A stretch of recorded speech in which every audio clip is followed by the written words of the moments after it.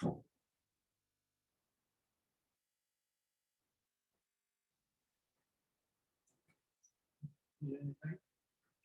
I'm just on a Zoom call.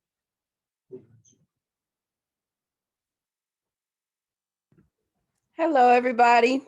Hello. Welcome, welcome. Good evening, everyone. Let me make sure all of my phones are turned off so there's no ringing.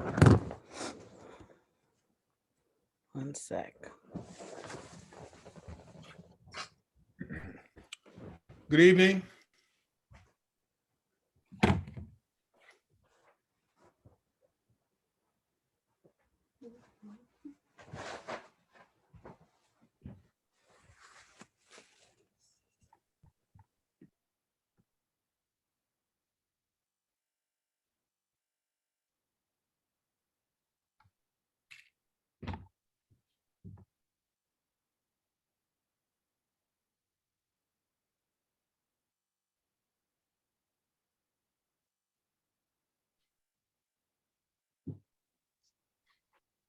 You hear me, Dakota? Yeah, How you doing? every day I get up's a good one. How you doing? Long time no see. I'm all right, man. You You just around the good? corner, brother. Yeah. Hey, man, Harlem every now, cultivated. I like that. oh, thanks. Every now and then, you know, I go in the garage and your door's open and the motor's on. That's like that. Somebody snatch you or something. I realize you do different things with your car. So what's Yeah, I going got to on? get a new one. Oh, you getting a new one? Yeah, I got to move in the next couple months. Oh, you moving? Well, you know, every year, at least every Yeah, at 3 least years, two. every 3 Yeah, I do years. too. I just got mine 2 weeks ago. Oh, hey. Yeah. Congratulations. Thank you, man. So you get the same thing at Jaguar? No, they're going all electric. And, you know, mine, they don't make mine anymore. So Oh, okay. I'm going to make a move. I mean, my last 3 cars have been Jaguars, but Right. I'm going to do something a little different. Yeah, I wanted to do electric this time, but that garage said that they're not going to accommodate us because several people. Yeah, that's the problem. And it's not enough. I mean, I would have gone electric a long time ago, but you know, gas stations all over the place, you know, charging stations, no. No, exactly. But they're trying to get everybody's moving in that direction. Hello, everyone. Hi, how are you? Hi, good evening. Well, thank you. Thank you. Thank you for being here. It's 6:30. Our meeting starts at 6:30. There are only 2 committee members here though so far. So we're just going to give it a couple more minutes if you Okay. don't mind, Okay. so that we get a quorum.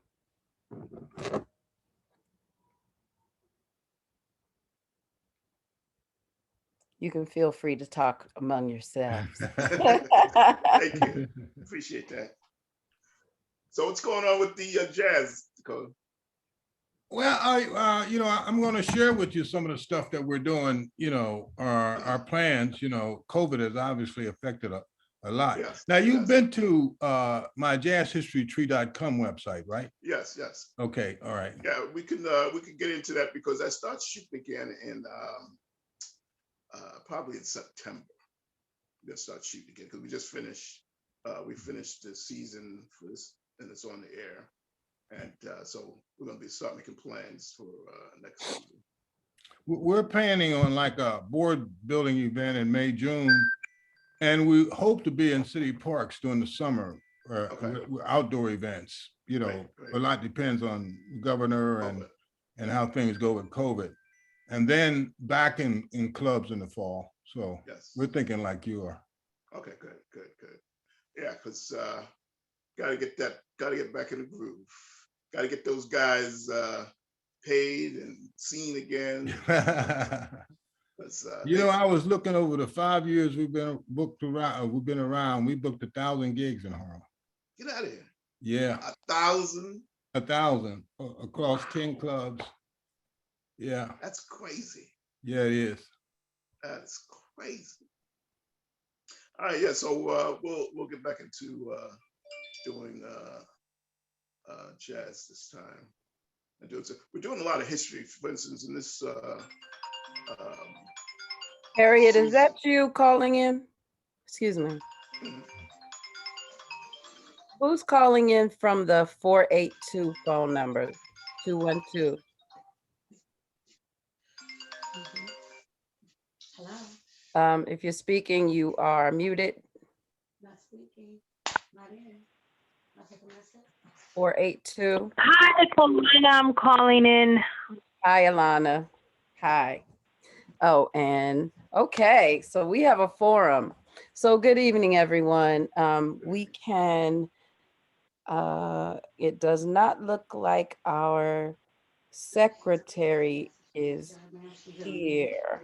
Anita, could you fill in for Jonathan until he comes with the minutes? Would you mind?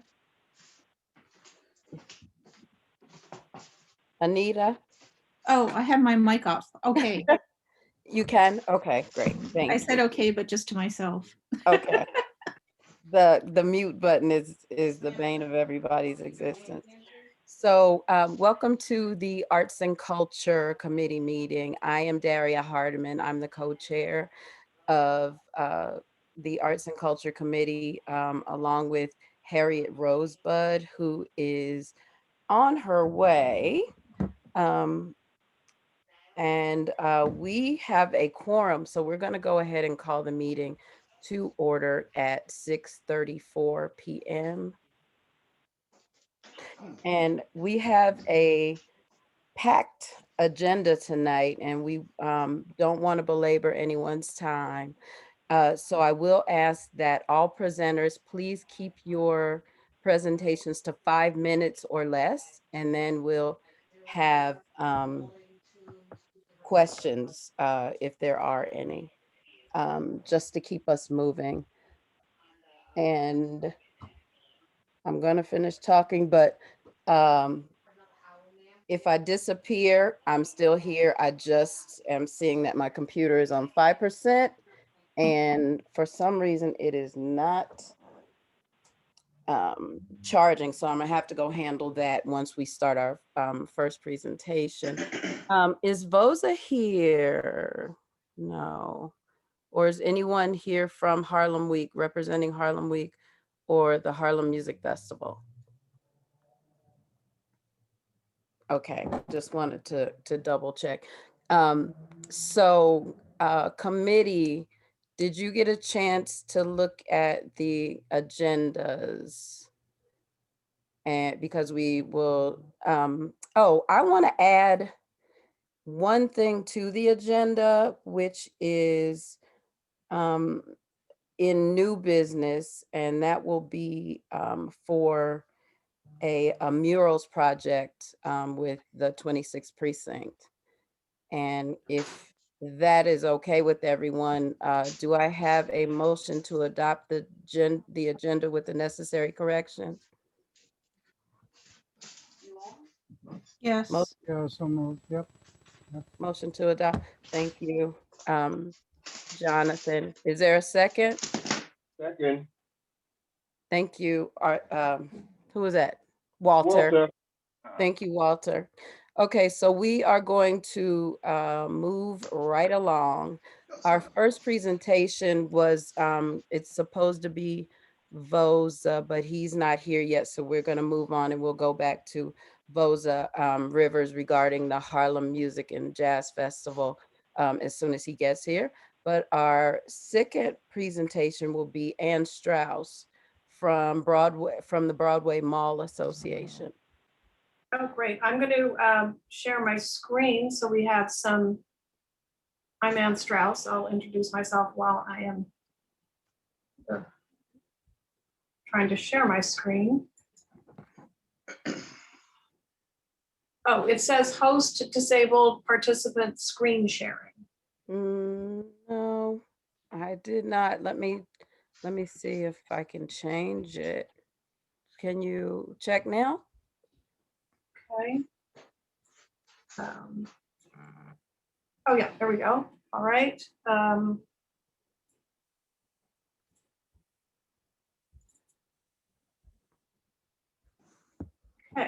here we go. I'm going to select the relevant pages. I'll go to the very first. Well, first of all, I'm Ann Strauss, and I'm a board member and public art committee member of the Broadway Mall Association, and I'm delighted to be presenting to you an upcoming exhibition of ours, which is the 13th in a series of public art exhibitions displayed along the malls since we began this program in 2005. And this exhibition, which we are endeavoring to launch this spring, should shipping from Italy and the problems associated with that all be resolved, is called Broadway Blooms. It's the work of artist John Isherwood. The exhibition is, there'll be 8 marble sculptures on 8 sites along the malls between Broadway and 64th Street and Broadway and 157th Street. The 2 sites within CB9, the CB9 footprint are these, which I will show you. One at Broadway and,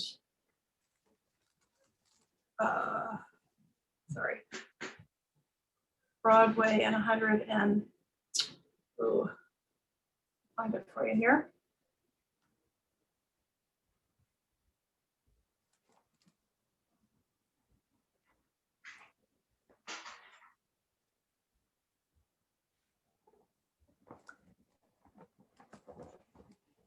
There we go. Broadway and 117th Street, which is, and the sculptures are all made of marble, which the artist has carved at his studio in Italy. And this one at Broadway and 117th is made of 2 types of Italian marble. And you can see the sizes presented there. They're nice, large scale. That piece is a 2-part piece. There's another image of it. It'll be presented on a steel base with a marble slab on top of it. And then the second piece within your territory is this piece called After Gironi, which stands 6 feet tall and is a relief sculpture. The sculptures were created for exhibition on the malls in 2020, but then COVID delayed the transport, as I think I mentioned, from Italy. But we envision this delayed bloom of these 8 marble sculptures will celebrate the return to life of the city after this long and difficult winter. John Isherwood's work has been exhibited nationally and internationally, and he's taught sculpture at Bennington College for a number of years. He has studios both here in the US and Italy. And he sees this as an offering, as a gift to the city. And he chose flowers because he thought that was a very accessible image to the many people who navigate Broadway malls, and that he hoped that placing pieces in these locations in these various neighborhoods would promote a sense of interconnectedness and intrigue, and he hoped that the natural forms will really help with a kind of a visual and psychological relief from the city's melee. And that is our plan for this year. And pending arrival of transport from Italy and clearing customs and so forth, we expect to we fully expect to launch this project in the coming, this spring, in the coming weeks, we hope.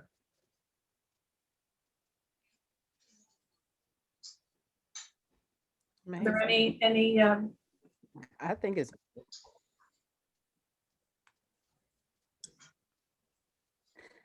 I had a question, Anne. yes, yeah. And Forgive me, I have an unstable, everything is going on with my computer right now. I have a question. In terms of your artists, how do you go about getting your artists for exhibition? Do you have a calendar way into the future? Do you every year, is there a competition? Is there what is your choosing process for the artists? We have Just curious. had, the past 3 exhibitions have been scheduled into the future. Currently, we're seeking artists going forward. We haven't had competitions. We seek artists through word of mouth. We are always looking for artists, and the guidelines to becoming part of our program are fully available on our website. And so we partner sometimes with artists individually, sometimes with a gallery artist combination. It varies from project to project. We like to find artists who respond to the sites that celebrate the neighborhoods, and we're very open to any submissions. It's basically by submission. We receive people's proposals, we review them, and we partner with the Parks Department, with NYC Parks, in presenting these projects and these programs, because we are on park land.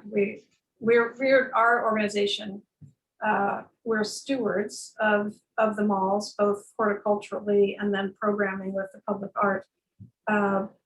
But we do partner with the Parks Department. They have an active art program as well. So sometimes they'll let us know about an artist they've heard of who's interested. We do, when we have an exhibition on view, we tend to hear from people who are interested in exhibiting their work, and they inquire, how do we go about it? And then we are in dialogue with them. Would Does you that share answer? would you share your email, your website? Yeah, you could just go to Broadway Mall, the Broadway Mall Association, broadwaymall.org. I'm sorry, could you say that one more time? You can just, Google Broadway Mall Association. It's Broadway Mall, broadwaymall.org. It's broadwaymall.org? Yeah, or just Broadway Mall Association, then you can look at our overall website and find the art. Right, program. I'm asking for the website address. Do you have it, or if you don't have it, then I can't understand it, whether you're saying you have it or you don't.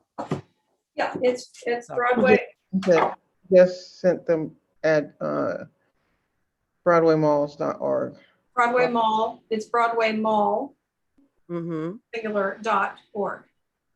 Thank you. Sure. Okay, were there any other questions? I have a question. My name is Nellie. I'm here from Arts and Minds. We're an organization that partners with museums and galleries and other community centers to bring art activities for people with dementia and their caregivers. Mhm. And I'm just wondering if it would be possible to maybe bring a group. I know that it's public art. I'm wondering if it would be possible just to bring a group of our participants for just collective looking and just maybe we're doing our programs via Zoom. We are accustomed to doing our programs in museums and galleries, but it would be nice to see a real work of art up close. And I'm wondering if that would be possible. Sure. Why don't we, if you want to reach out to me, maybe we can have a conversation about what might happen. Yeah, Okay, great. we're very interested in doing programs for the community, and sometimes we've had participation with school groups, or we've had walking tours or different kinds of tours. It just depends on the nature of the exhibition, what can be accommodated. But yes, absolutely. Okay, can you think you can put your email address in the chat? Sure. Or I can put mine in the chat as well. Yeah. Not finding the chat. If you, perhaps if you would tell us, someone could type it in the chat. Yeah, And because I'm just finding the it's fine if you just tell it, if you just tell us what it is. Sure. Okay, so it's A Strauss, so it's ASTRAUSS Mhm. at broadwaymall.org.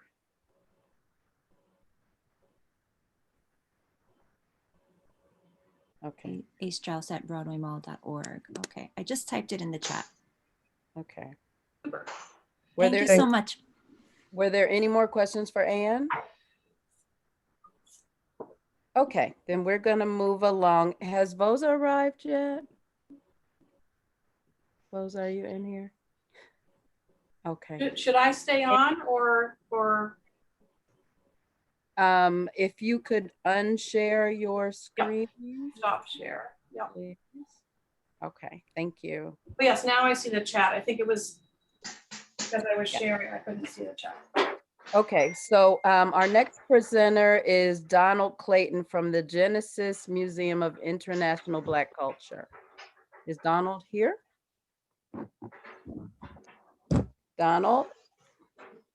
Okay, our next presenter is Emily Atfer, I Can Never, Maisels Documentary Center. Emily, are you here? Okay. Our next presenter is Kayla Urabe from the Mama Foundation, but it looks like Mama herself is here. You're on mute. Yes, I'm here. Hello. Everybody. Hey, how you doing? Hi. Hi.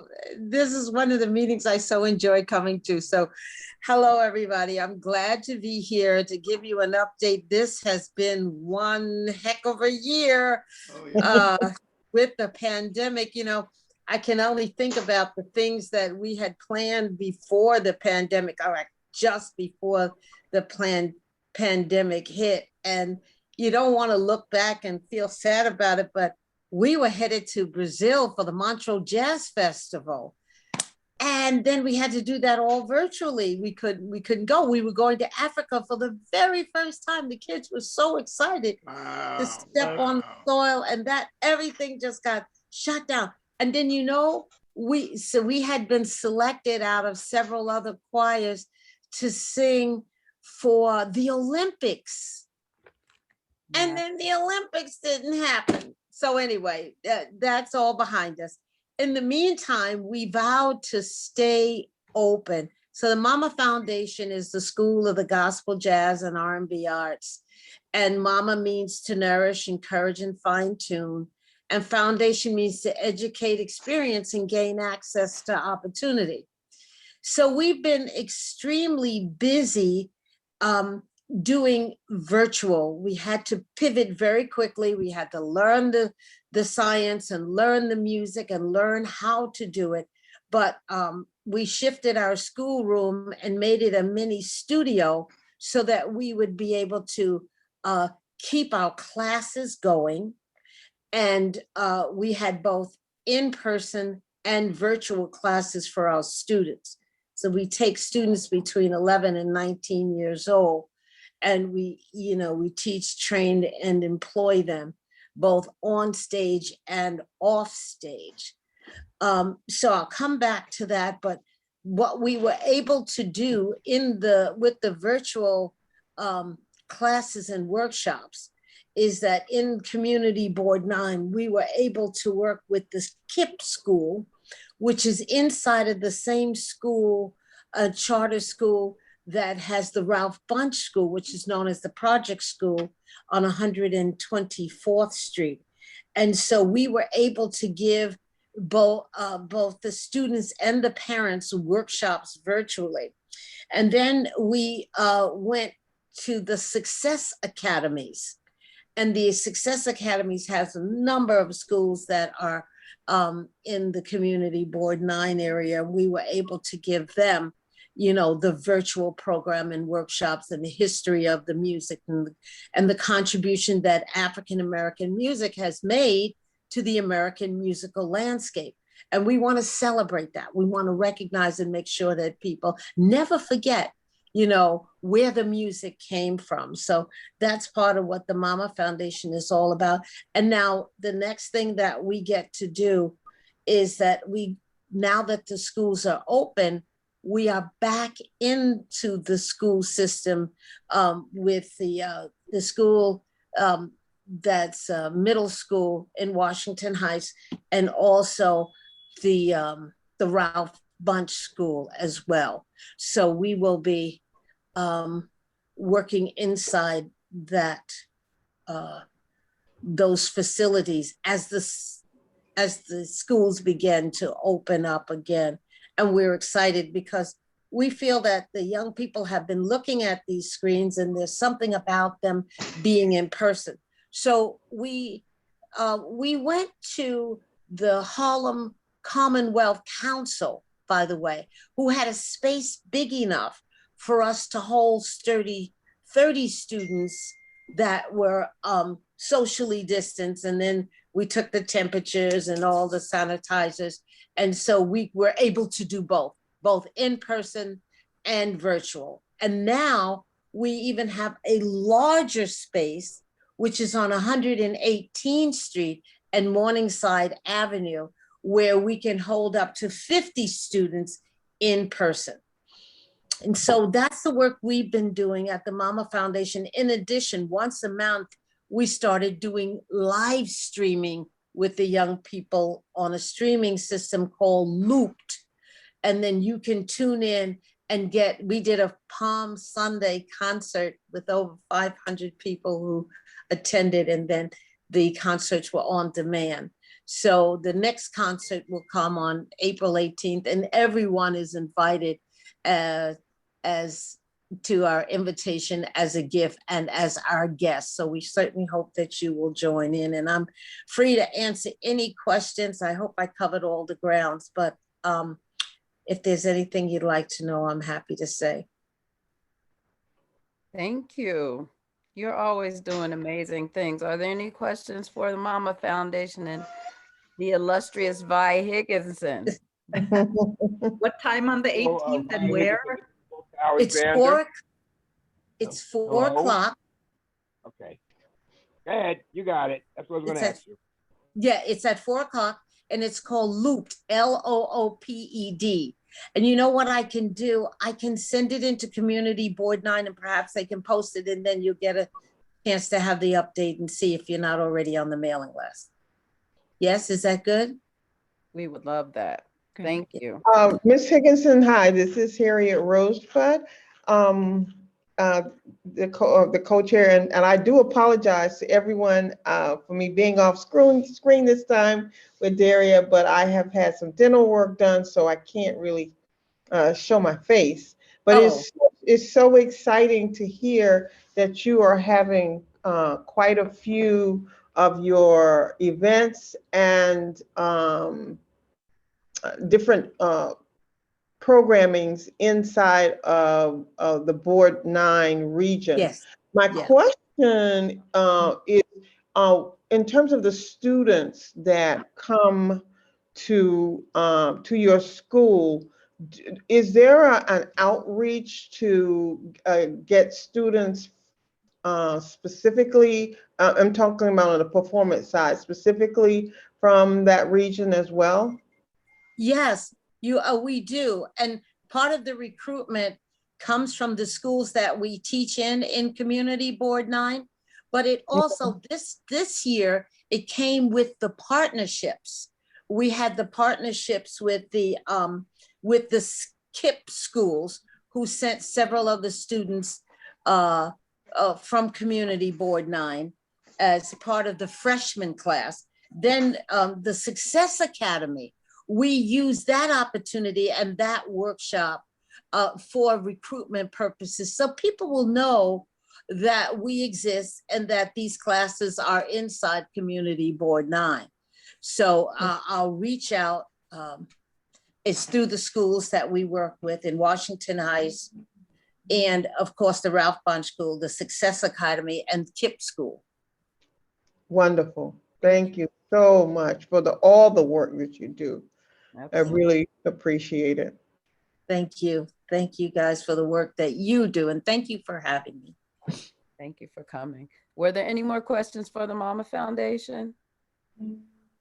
No, but I just want to Okay. say that you continue, Madam Vi, to be an inspiration, even through this pandemic, showing people how to shift and move forward. So I'm grateful.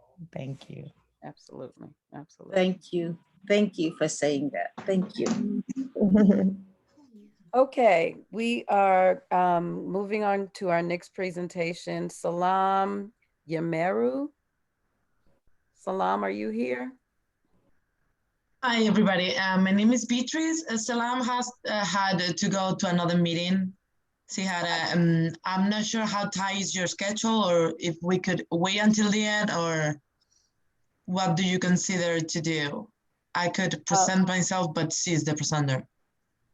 Okay, so you don't want to make the presentation? I could, if you feel like the schedule is too tight.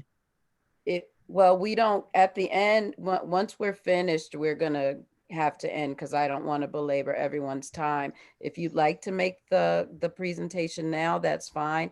Otherwise, we can play it by ear and see if he makes it back in time.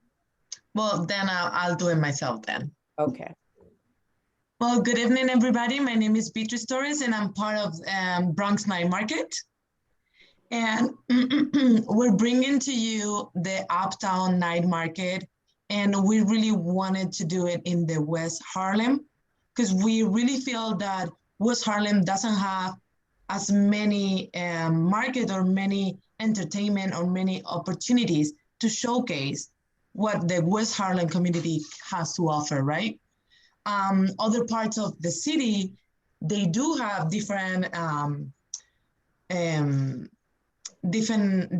opportunities to showcase their neighborhoods, but the West Harlem do not, and we really want to bring this market to the West Harlem community. We consider that our motto as a company is bring to the community cuisine, culture, and focusing on community, meaning that we have all the support of the boards that CB9 have given us the support to bring this uptown. And we want to share with you what would it look like. We're focusing on community, we're focusing on family, we're focusing on food because we cannot stay away from the foodie that we are, but we also want to support, since this is the arts and culture committee, we want to have local artists that represent West Harlem in the festival. So I'm gonna share with you the presentation. And this is what we really hope that we could bring to West Harlem.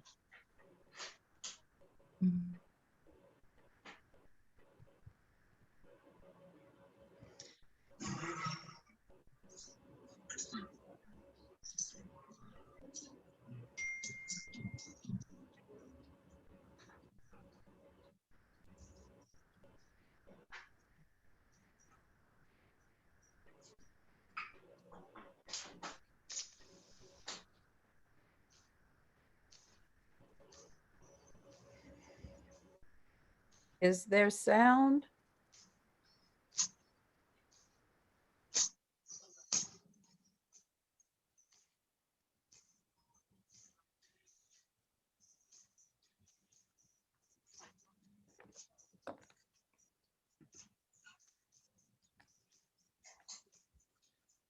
Beatrice.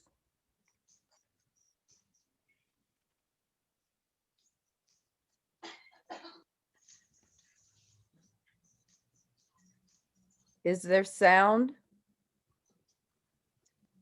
Excuse me? Is there sound? Oh, there is sound. You couldn't hear it? No. No. Anyone Oh, hear- apologies for that. Can hear you now. How do I share the sound? I think you just click on that. Okay, I think I got it. I apologize. Like this, so I wouldn't expect you to feel this shit. Seem like forever every time you want. First night we met, every time we kissed. And you would never have this type of love. And you would never mix with this type of drug. This to make you see it clear, light up peers, but you can't move it all cause you feel like you're stuck.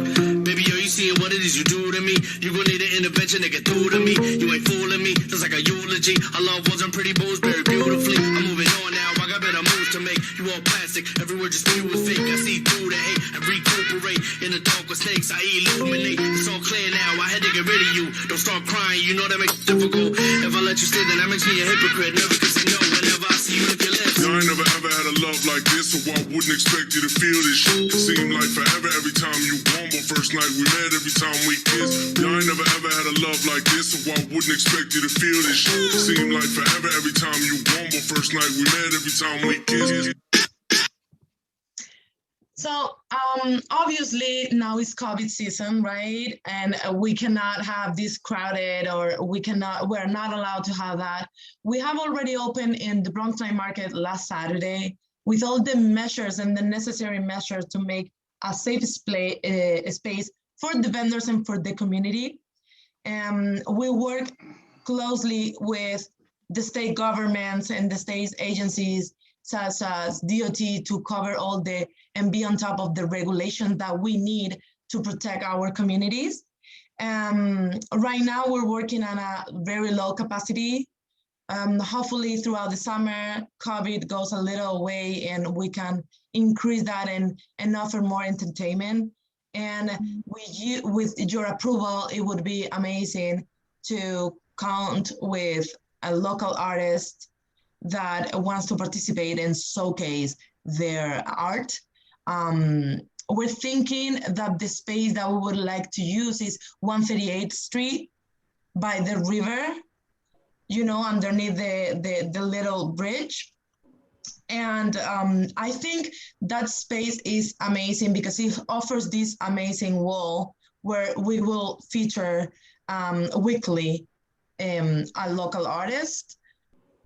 The market, the proposal is given for every first Thursday of the summer, which will be from 4 p.m. until 8 p.m., I think.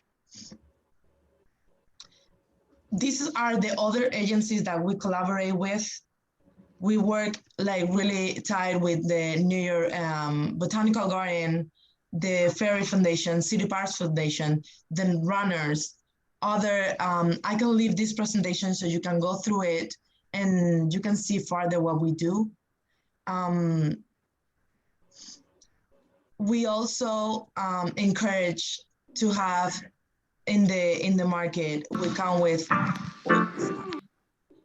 to have at least like 60% local vendors, local businesses, micro businesses, people that just already started their businesses from their homes due to the pandemic because they lost their jobs. We want to support them, to showcase what they do and have like a little bit of, you know, like income, because it's been tough. We're not gonna lie, the last year has been tough for everybody.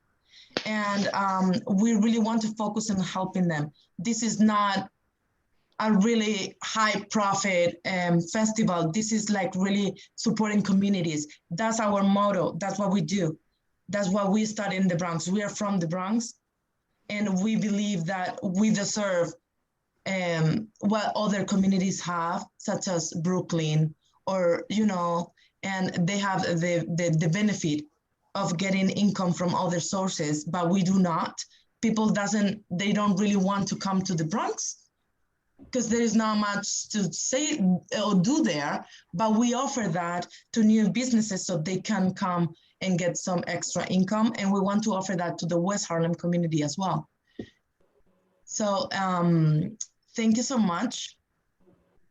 I think Beatrice. Compacted. Beatrice, thank you for your presentation. We do have several questions. First of all, I wanted to let the committee know that your team came before us, meaning not this committee, but they came before the executive board.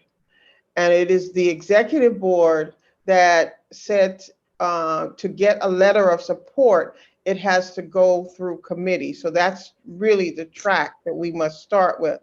So in order for you to get a letter of support for what it is that you do, there needs to be a clear path, right, of what you're looking to do within our communities. If, for instance, if you say you want to have local artists, well, exactly how are you going about getting the local artists? So that when we go before the full board in order to give you the letter of support that you need, we can say specifically, here's how the team Uptown Night Market is going to reach out to and interact with local artists in our community. We understand that you probably do it. We just want to know the mechanics of that. We also want to know the mechanics of how you plan to get performing artists. Is there a clear path to that? Is there a measure or something that you're using to attract performing artists in every community that you go into? Do you need for us to be a part of that? So we are looking for more specifics. We see that this is a great project, but I think the committee would like, in order for us to draft a letter of support for you, we got to have specifically how you did it in the Bronx and how you like to do it here in terms of gathering this information and helping local artists. Yeah, definitely. We do have an open application that we are very strong on advertising and marketing, because we are part of Round 7 Media, which is an advertising agency. And we do have like an open application, but we also working with the New York Philharmonic, because we are part of Radial Park. I don't know if you have heard of it, but they do work with Broadway performances. So we are part of that team. We also collaborate with other non-profit organizations that they do hip hop in the city, and they do have these local artists.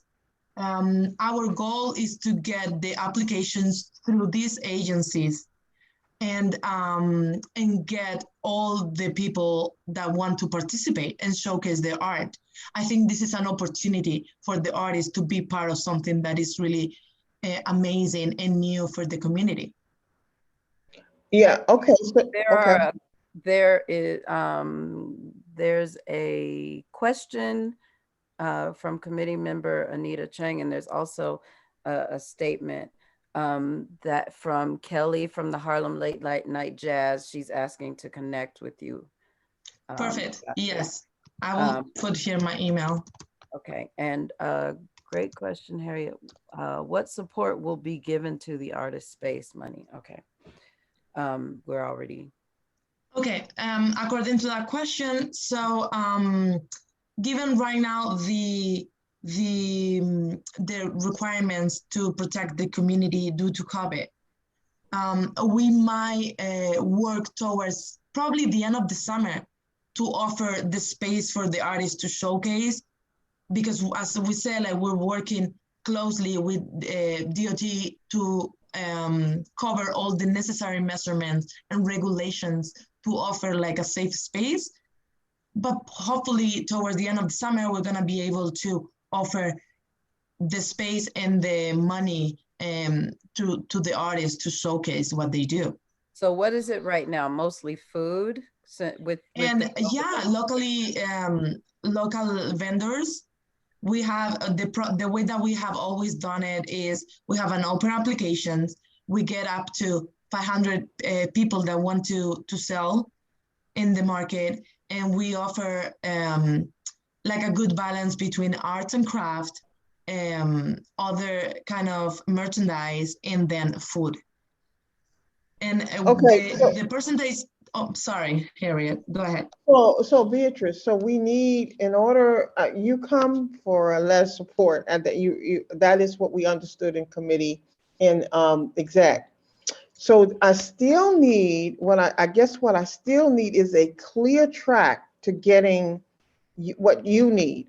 And in order to get what you need, I need to understand how when you say you have open, let's start with open applications. You have open applications. Where are you putting those applications? And if you're putting them in the newspaper, wherever it is, can you please submit that to the committee just to let us know so that we know what you're doing? And then when you get these applications, how many of them are you going to pick from this zip code or this zone? Okay. So we could get some track as to, like if you said to me, listen, Rosebud, here's what we're going to do. We're going to go to your local community newspapers, to your community board office. We're going to reach out to them with these applications. Then we're going to select from zip codes a certain amount of artists, markets, stuff like that. These are the kinds of things we take to the board. Do you understand? Yeah, definitely. I do have those numbers. So we do have like a form that I actually created. It's an online form with a link. As I say, like we are an advertising company, so we do mostly social media. We believe that we are in a generation that moves mostly on social media. We are big on that. We are very aggressive on that. We definitely take that link because we've done it before with the Bronx Night Market and other projects. We take the link, we present it to the world, and then we choose the radio that we're working right now is 60% local vendors for the zip code of the West Harlem, and then 40% extra when we know those businesses, because there's like a curated selection, and the 40% will just attract the people, because the foodie market is still there. So we want people to come to the neighborhood, right? In order to get the people to come to the neighborhood, we need to have like at least like a small percentage of businesses that they're, attract the most people. And we do have those businesses. So that would be 60% working locality with micro businesses from the local, and then 40% outside there, but it's still also in the boroughs of New York. Okay, so if I'm hearing you correctly, you open up the application, and in that application through social media or whatever channels you use, and out of that you choose 60% of vendors, let's say from 10031 or 32 or 2 what else, some other zip codes in our district. So you're specifically saying I choose 60% of those from those locations. What about performing artists? What is your selection process on that? Well, once we get the whole selection, we have to curate as well the music and the performances, right? Because it's all experience. We want to bring a whole experience to the community. So how do you get the local artists? What's your outreach? The same way. We'll get like an application where they could submit like a clip of what they do, right? And then we'll curate the selection. And what's the percentage on that for local vendors? That would be 100% local. 100% of the performing artists are local. Yes. Okay. I like the sound of that. Yeah. Okay. Okay. Thank you very much. Okay. That's very good. So now you need a letter of support from our committee in order to, can you send either Daria or myself, and I'll put my email in the chat. That's exactly what you said, so that we can draft the, after reviewing what you said, specifically, we can go to our board and say, this is what they're doing, and this is, tell us where you want to be, the street, your hours, send us your statistics. You've not had any problem in the Bronx. And then tell us about how you, just what you told us here, music and vendors, how you plan, what percentage of it will benefit our community. And if you could send that to us, we can draft your letter of support, but it has to go through the board process. Now, if you do it quickly, we can possibly get it, I don't know, Daria, that's your area. How fast do you think this could happen? I don't know. It has to come back through our committee. So that's another month. You're looking at the committee itself, the 6 or 7 people on this line today have to say yes or no, but we have to draft it. So you're looking at a month, and then have it by the next meeting. Yeah. Okay, if you could do that, I'm gonna put my number. And Beatrice, I actually put, and I'm sorry if I'm butchering your name, CB9arts@yahoo.com. Should I send all the information to that email? Yeah, that's good. You can. Okay, perfect. Thank you. Thank you so much. Thank you for having me. No problem. Did Rosa arrive? Okay, then the next thing on our agenda is old business. Well, Daria, I'm sorry, before you get off of that, I do want to mention that even though Mr. Rivers is not here, that to the committee, I want to let you guys know that they did come before Mr. Rivers and Zayed came before the executive committee last month, and it was and then we had a meeting, an off-site meeting, and in that meeting it was decided that he would present to us every month to give us updates in terms of what was happening with the Harlem Music Festival. One of the things that came out of that meeting is that we were going to submit to him We were asked to. Thank you. By We were Judge Dingling from WHDC. Yes, we were asked to submit artists that we would like to see included in the Harlem Music and Jazz Festival.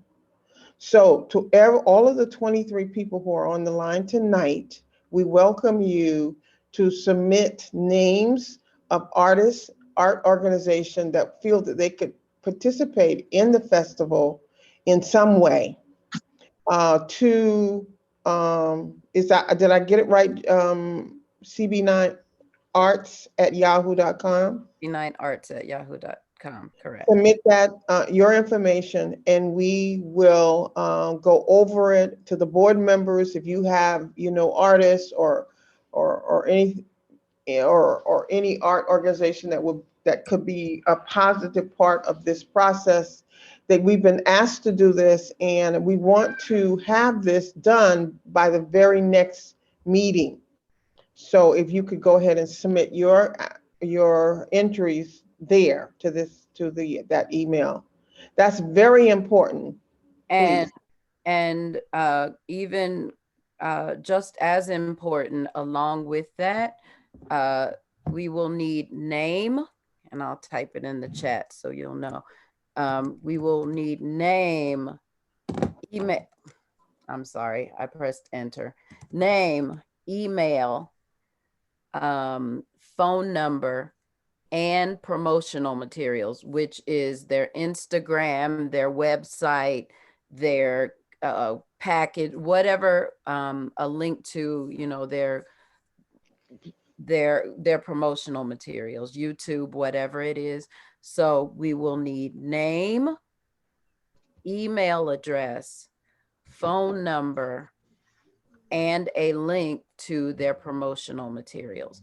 We, you know, unfortunately, it is our hope that we get a lot of artists, and this is artists and artisans. So this is wearable artists and jewelry makers. This is literally everybody, performing artists, because the music festival is actually going to be folded into, or it is already folded into Harlem Week. And there will be lots of opportunities for artists. And we just want to make sure that they are aware of as many of our particular artists as we can make them per their requests. Excuse me, hi, I'm sorry to interject. My name's Dakota Pippins. I wasn't sure how to raise my hands, but I'm with Harlem Late Night Jazz Incorporated, and I thought we were on the agenda tonight. I didn't know if we were moving on, but that's why we are here. No, you are not on the agenda, but I received a Zoom invite, so I'm sorry. Yeah, the Zoom invite is for it to be in the meeting. But if you have if you can keep it to 5 minutes or less. Oh, yes. Happy to hear you. Yeah. Thank you very much. My name is Dakota Pippins. I know. Wait, before you start that, sir, I just want to go back to this because we're going to come to you next, but I want to make sure that our board members and the people who are here understand how important having this information and turning it in by the very next meeting is. So I just want to get off the page of the Harlem Jazz and Music Festival, because it was, and I'm just going to be completely transparent. We asked that the CB9 be included in the festivities, and it was said to us, well, give me some names. I'm just going to be very transparent here. So we need to be able to let them know, here are the people in our areas that really are looking to participate, not only in the festival, but be a part of the planning and all of the things that go along with that. So it's very important that you get this information back to us. Thank you. I'm done with that. Okay, Dakota Pippins. Yes, and just to pick up on that, we're co-sponsors of the Harlem Jazz and Music Fest. It was the first event last year. And so we are working with VOSA, and we'll be part of that this year, you know. So that's an aside. That's not what I'm here. Why I'm here. I'm here about Harlem Late Night Jazz Incorporated. Our mission is a simple one, is to keep the music alive here in New York. We're about 5 years old. We're counting them up. I was sharing with Paul Phillips. I know some of you, because I live in the Garrison Apartments on Convent Avenue and 149th. 1,000 musician gigs we realized that we have booked over the 5-year period. And we were obviously impacted by COVID. What we do is we help musicians and clubs. And I have just a brief, if you don't mind me, about 3 slides that I'd like to bring up and share with you, if I can do that.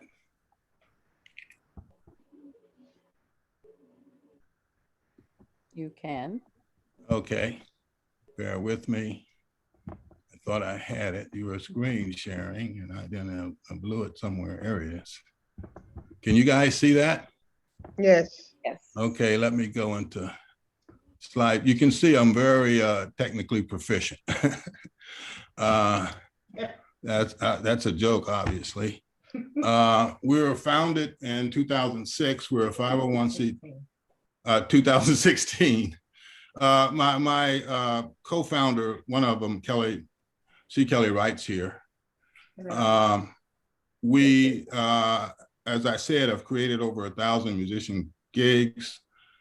We've partnered with Greater Harlem Chamber of Commerce and NAACP, Harlem Stage, Jazz Foundation of America.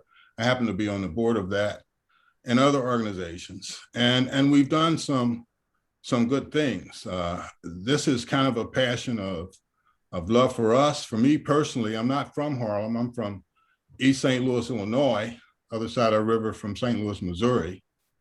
My grandmother played piano and wrote music, and my uncle's best friend was Miles Davis, who was the only person I knew when I first came to New York. So, which was a long time ago. I've been in Harlem for New York 40 years and Harlem for 25 years. So I'm gonna not dwell on this. I'm just gonna take you very quickly to our website, Keeping the Music Alive. There's a video I could play, but I wanna go down and give you a sense of some of the artists that we've had. Here are some of the partners, our partners, as Reggie Workman, James Carter, David Mary, you know, those are all legends, Grammy Award winners, John Batiste, Macy Gray, Will Calhoun, as well as all the local artists that, you know, those of you who are in the music know, like Big Daddy Bill Saxton and Patience Higgins and that group. And, you know, here's some clubs that we've supported. I think you probably know them. We were very impacted by COVID. We lost a lot of musician friends because of that. And we know that post-COVID, there's a hunger and a thirst for this music. And we also know that half the venues aren't coming back. You know, Al, the owner of Showman's, passed away. I'm not sure what's going to happen there. So did Sam Hargraves of Paris Blues. I'm not sure what's going to happen there. We were at Mist. I'm not sure if that's going to reopen. So we figure probably at least half of the clubs, the venues are not going to reopen. So it's going to require different types of strategies. And we're going to share just a few with you. There's one other quick thing. Connecting the generations is important to us. So we created an interactive website called jazzhistorytree.com. I actually wrote about 500 to 700 words about 33 different genres. And as you can see, it connects to music from its roots in Africa, the African-American roots, the Negro spirituals, blues, and work songs, all the way up to today. And if you click on any one of them, you know, you'll get a history and you'll get video. If I had time, I would take you through it. A professor at Rutgers is starting to use it in her class this year, and I want to add dance. The only other thing I would say about that is Amiri Baraka, I think, really summed it up as why this tree. He said, the music, this is our history. So a lot of our history, this music is spiritual in nature, and it speaks against oppression and for freedom and a lot of things. And we're trying to tell that story and connect it with younger people, because every generation has contributed to it. And it's amazing how similar the circumstances were. You know, hip hop came out of the South Bronx. It was considered like, you know, underground stuff. Well, that same thing was bebop and doo-wop and boogie woogie. So that's enough. I mean, I can rap about that for a while, but that's part of our effort to reach out to younger people and help to keep this music alive. Kelly seems like I think she wants to say something. Okay. Oops. Let me go back one. Our summer programs where we're going to continue to do this. What we do, we're a nonprofit, so we fundraise. And we go into clubs and we literally help them pay for the band. Half the cost of the band, sometimes more. We also book the artist and we market. We have a very strong social media program, and occasionally we do advertising. And we're going to do that. And we're going to go in and we're going to partner with surviving venues, and we've already picked some. And, you know, there are no gigs now. So musicians and people are clamoring. And we're also planning on an outdoor music fest in New York City parks, and that's one of the main reasons why we're here. We applied for Jackie Robinson Park. I mean, went through the application process with city parks. I'm not exactly sure when the parks are going to open, but if that happens, we would be at Jackie Robinson Park. They only allow you 2 events a month. So we would be there every other Friday from June through the end of September, booking a wide range of artists, you know, blues, soul, jazz. And we'd also like to expand that. We'd like to, because COVID, I don't have to tell you about COVID. There's a lot of uncertainty. So we don't think that we can go indoors until the fall. So St. Nicholas Park is a great park. We were at Hybrid Park last year, and Hybrid. I don't know if I should tell you this story, you guys being, you know, the community board, but we were there illegally. And we started in August and we ran through the end of October. I don't know if I should say this, but let me say someone from City Park showed up while we were there and asked us to apply for Jackie Robinson Park. So that's just an aside. So we'd probably like to do something, you know, at St. Nicholas or Highbridge. We think your support would definitely be important to us, but we don't really know what to ask for. So we really want to partner with you about the future and where we go from here. And there's some other stuff that we're planning, but we're going to do a board building an event in Harlem in May, June. We'd like to do it at one of those spaces over at Columbia University on 125th Street, either the Forum or the Lynn Fest. And, oh yeah, and we've partnered with West Harlem Development Corporation. Just one last really quick thing. Did I just do something there? And after this, we're gonna have to pause for some questions. Yes. I understand that. Oops, let me see, save. I just did something bad, I think. Bear with me, I'm sorry about this. Well, I'll just tell you about it. We had a major event scheduled at Columbia University that had to be scheduled by, because of COVID. Macy Gray, John Patiste, a lot of really great people. And we want to do that in Harlem. And we want to do it in 2022. And that's something else. But more than that, we want to, you know, I've been in the Garrison Apartments for over 20 years. You know, I've been in New York for 40. And honestly, I really don't know a lot. You know, my garage friends are on the community board.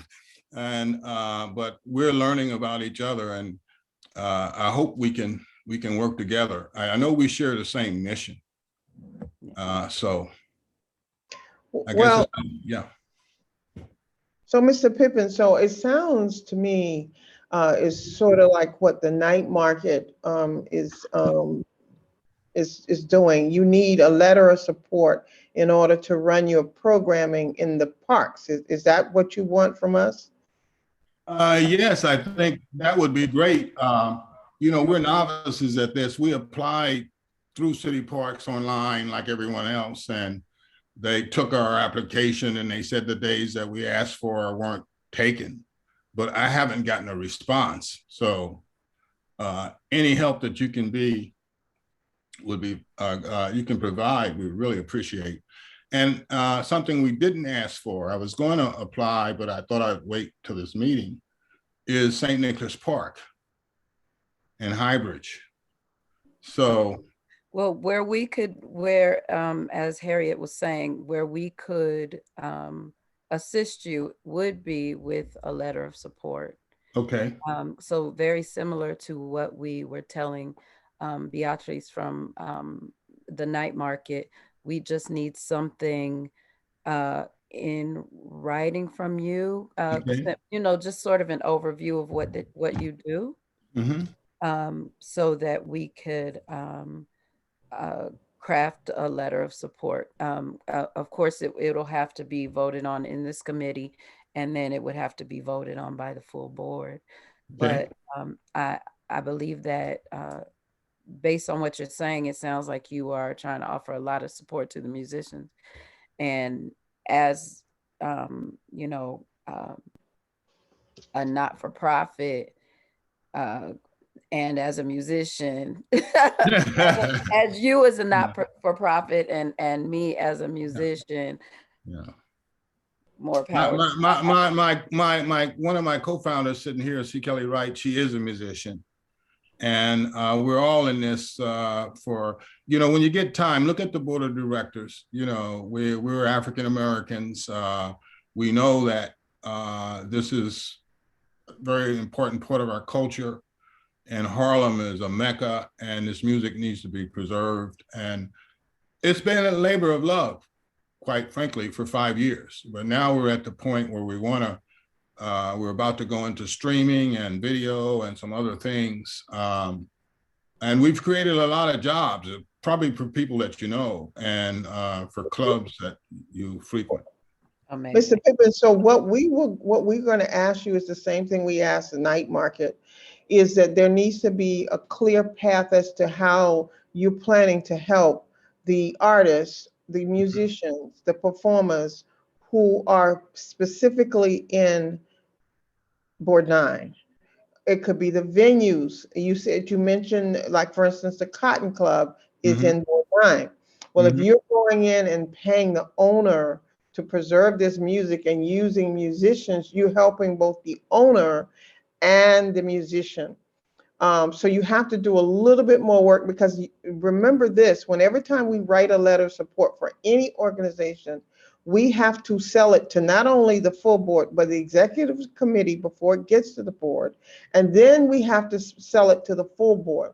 And in order to sell it, the very first thing they're going to ask us is, how are you helping specifically this community? So when you send a letter to us, you have to say, here's what I've done, here's what I'm looking to do. The Cotton Club piece is a very good venue to start with, because it's dead smack in our district. So if you are doing these kinds of things, you need to put that together and get it to us so that we can vote on it next month. Yeah, thank you. I think we can do that pretty fast. And the way we help is straightforward. We pay. I mean, we raise the funds and we pay the bands directly, and we provide all sorts of marketing and booking assistance. So we appreciate the opportunity. And, you know, we're all over Harlem. And some of the clubs have been in Community Board number 9 and some in others. But thank you. Thank you. Please put your contact information and your website. I remember you because Victor, we were communicating via email, and if I was supposed to put you on the agenda, I apologize. Oh yeah, Victor invited me. Yes, I was supposed to. Yeah, Victor is in my garage, as is Paul Phillips. Yeah, I just thought that you were coming to the meeting tonight, but I'm glad you were able to speak. And you all, when I saw your tree, your music tree, and I clicked on a few and looked at the history, it's amazing. You're doing a lot of good work, and I really hope that we can collaborate together, and I hope that we can get a letter of support through for your organization. So thank you. Well, thank you very much. And thank you for going to the tree. You know, when you write something like that, you appreciate getting feedback on it. There are 100 videos loaded, and, you know, what's the name of the tree again? I'm sorry. jazzhistorytree.com. Will you put all of that in the chat so that everybody can see it and click on it? Okay. So we're And should I send this PowerPoint presentation to you because it has some information? Or you do can if you'd like. Okay. Send it to CB9 Arts with an S, Arts, CB9 Arts at yahoo.com. Okay. Thank you very much, everybody. And I'm vaccinated, so I'm ready to it's been like a long, long time being in hibernation, so. Okay. So we're gonna, thanks. Thank you. We're gonna move on to sorry. Thank you guys so much for allowing us to speak, and we appreciate it and look forward to collaborating with you guys. Thank you. So thanks. Bye-bye, everybody. Bye-bye. So we're gonna move on to old business if there are no questions. Okay. Moving on to old business. The first thing on the agenda for the old business is the Artist Speaks update. Unfortunately, Melvin McCray, our filmmaker, cannot be here tonight because unfortunately his daughter in California was hospitalized. So he won't be here. My last conversation with him about the project is pretty much the same thing. Is he is finishing up his last project, and he's moving on. He'll be moving on to this project after that. However, this situation with his daughter has thrown his schedule off. So we will keep the committee updated on that. For those who don't know, just really quickly, Artist Speaks is a project that we're collaborating with, partnering actually with Melvin McCray, a filmmaker, on. He is, because the community board doesn't have money, and because he's a filmmaker who has some, excuse me, who's also a not-for-profit, he's graciously mixing our project that we want to do in with his project. He's doing a project called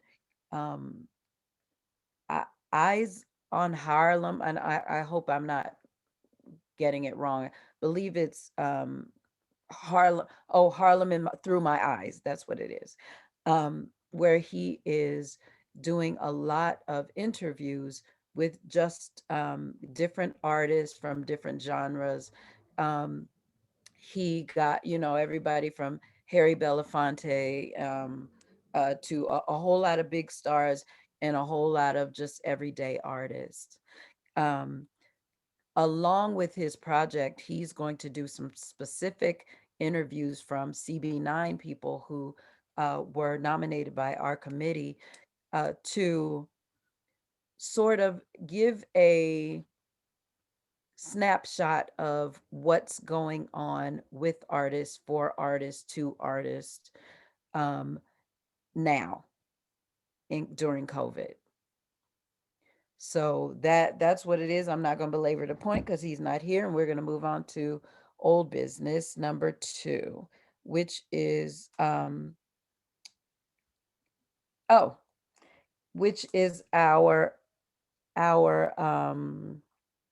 resolution. It's our resolution, and committee members, I sent everyone the reso, and let me see about sharing my screen.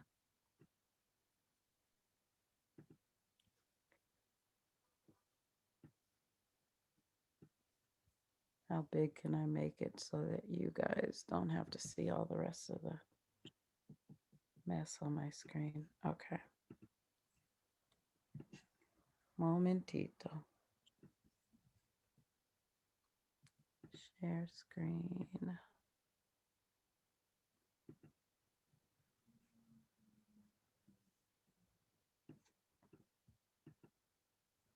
Can you all see that?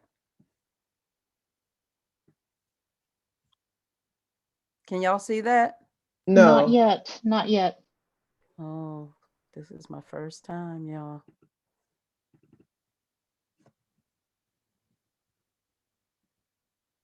Allow Zoom to share screen. Yes. Can you see it now?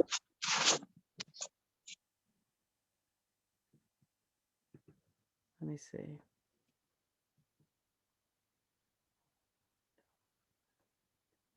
Oh, Lord. I'm afraid this is asking me a question that looks like it might hang everybody up, and I'm the host. That would not be a good thing. I'm going to make you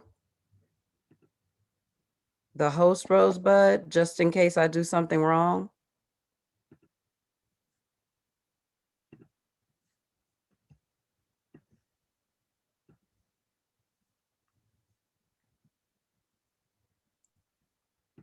More.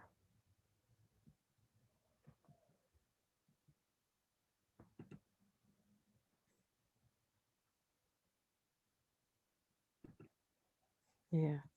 Rosebud, you're the host now.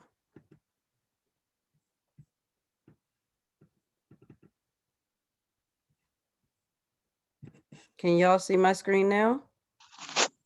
You are screen sharing. Can you see it? But it's small. Yes. Oh, can I make it big? Oh no, we can make it bigger on our own by just pulling in and out. Okay. Good. Okay, so did earlier. Sorry? This was the email you sent earlier. Yes, I'm just sharing my screen just for the benefit of everybody else in the room. It's the same, but it's for the committee members, of course, because we need to discuss and vote on the reso. If there is any discussion, we are open for discussion now. Questions, comments, or should we just go on to the vote? If everyone is in agreement. Is there anything that you can put in here? I read it and I thought it was very good. Is there anything that you can put in here, and maybe I missed it, that we're missing out on money that other community boards that have this type of entity receive? I actually brought that up in a meeting. This, and just full disclosure, and I'm sorry for, I'm moving this around like I do for myself, forgetting that you all are having to look at me just zoop up and down. But this reso came out of contributions from several people.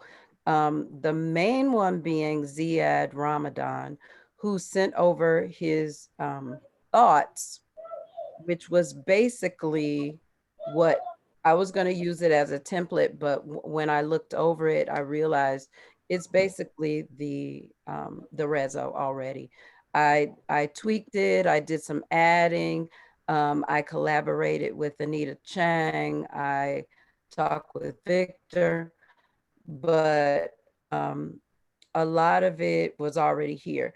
I say all that to say, Ziad is also the person who wrote the reso to create NOMA. And part of my huge concern at the beginning was to list the monies that we were missing out on. And Ziad basically said that that didn't matter to get that specific. And I believe it's just basically because we are calling for the creation of this organization. And however, we are not going to have any actual, we're not the organization, and we won't be running the organization.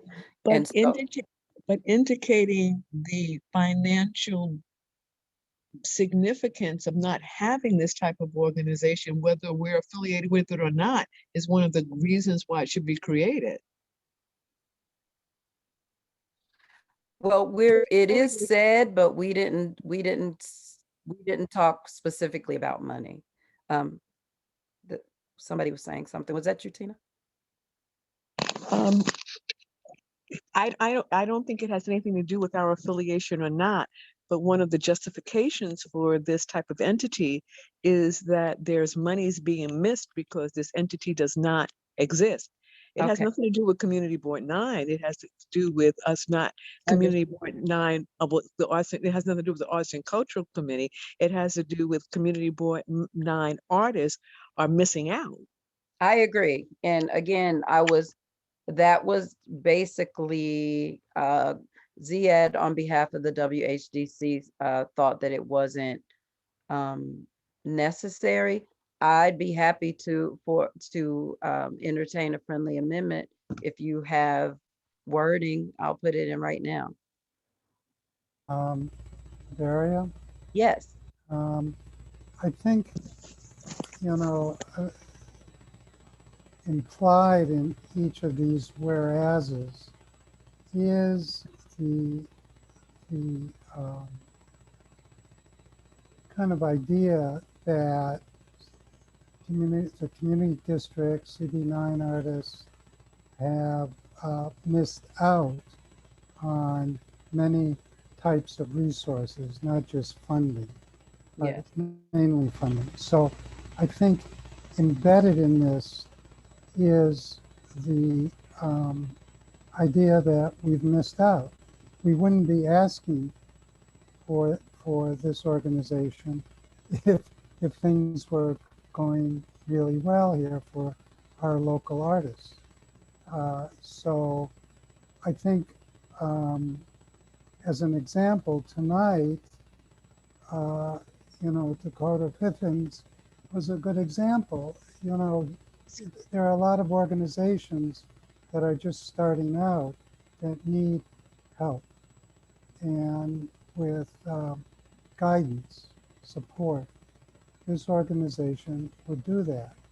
So I feel that any mention of money, I'm sort of, you know, feel like Mr. Ramadan, that any mention of money might be in the future interpreted by some donors in a less positive way.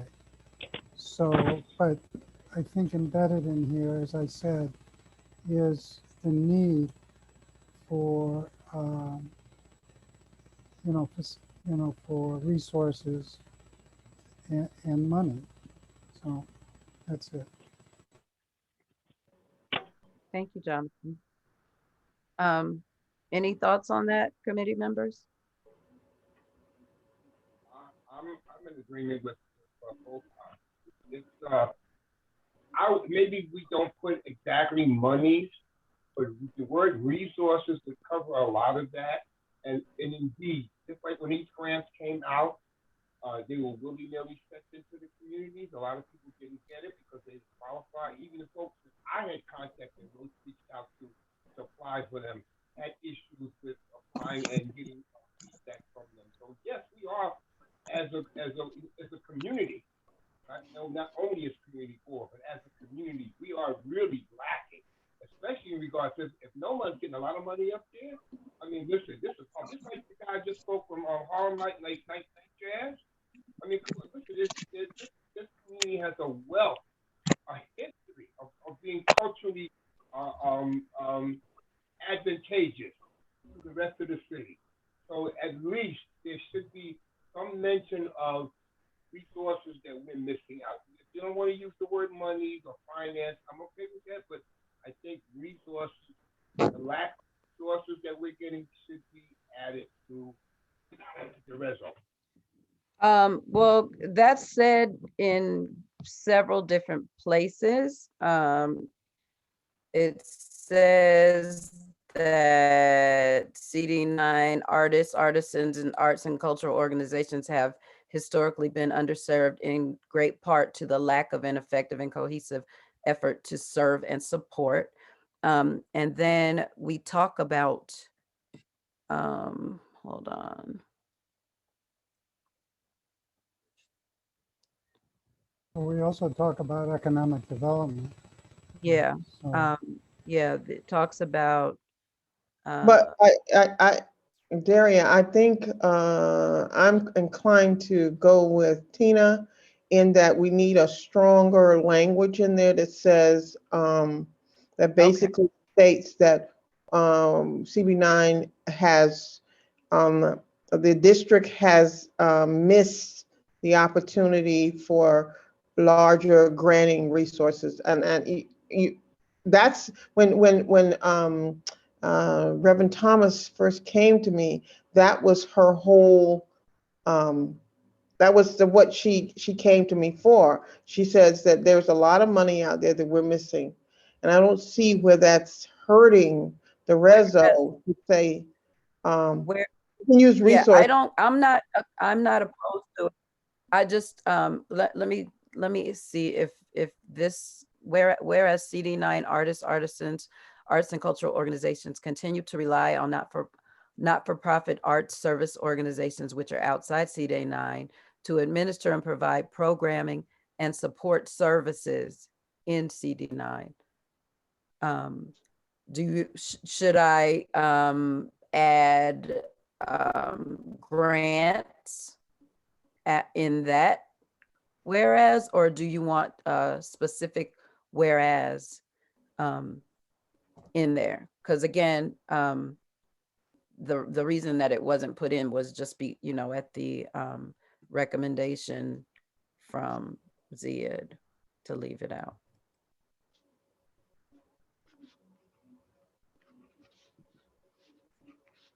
Rosebud? I'm trying to think how we should write it. It's almost whereas CB9 district is missing resources granted to other districts. One of the things that he said was that technically NOMA goes into CB9. So technically NOMA goes down to 135th Street, I believe. And when they receive resources, it's not specific though. Right, but when they receive resources, he said that it actually the resources are given for their entire catchment area, which does include CB9. So it's technically not true that CB9 is not getting resources sent for it. Anita, Anita, can you make me back a host or a co-host, please? Rosebud, yeah. Thank you. Hi, Anita. Oh, I'm sorry, I just wasn't sure if we say resources, I guess I just don't remember. I did go to the executive meeting, but I'm just not sure why he thought that mentioning money at this stage could be counterproductive later. And my second point is kind of my own point, where I always worry about getting commitment for not just starting things, but also a commitment for sustaining them. Those are just my two thoughts. Mm-hmm. Or I guess so maybe what you can, and that's a good point, Anita. What language would you use? I think we're struggling with that. To your very same point. Everybody, I'm in a very difficult position here because that is the very first thing that I thought should have been in the reso. But again, so I feel like I'm arguing his point, although I'm not sure if I agree with it. However, it does make sense because as I said, he basically said it could be something that he said it could be something that came back to not look positive from the point from the standpoint of the givers. So if the givers saw a reso saying that we're not served at all, and they know that they have given money to NOMA or Harlem Arts Alliance or something like that, that was supposed to come here, then that opens another can of worms. That's what that was his reason for saying that. Well, if we use the word specifically, because no, those other organizations serve they service more than CB9. So what Yes, about that's putting already mentioned. That is that there is no not that there is not one dedicated, whereas CD9 does not have a dedicated not-for-profit art service organization providing services exclusively for CD9 artists and artisans, while other Northern Manhattan community districts do.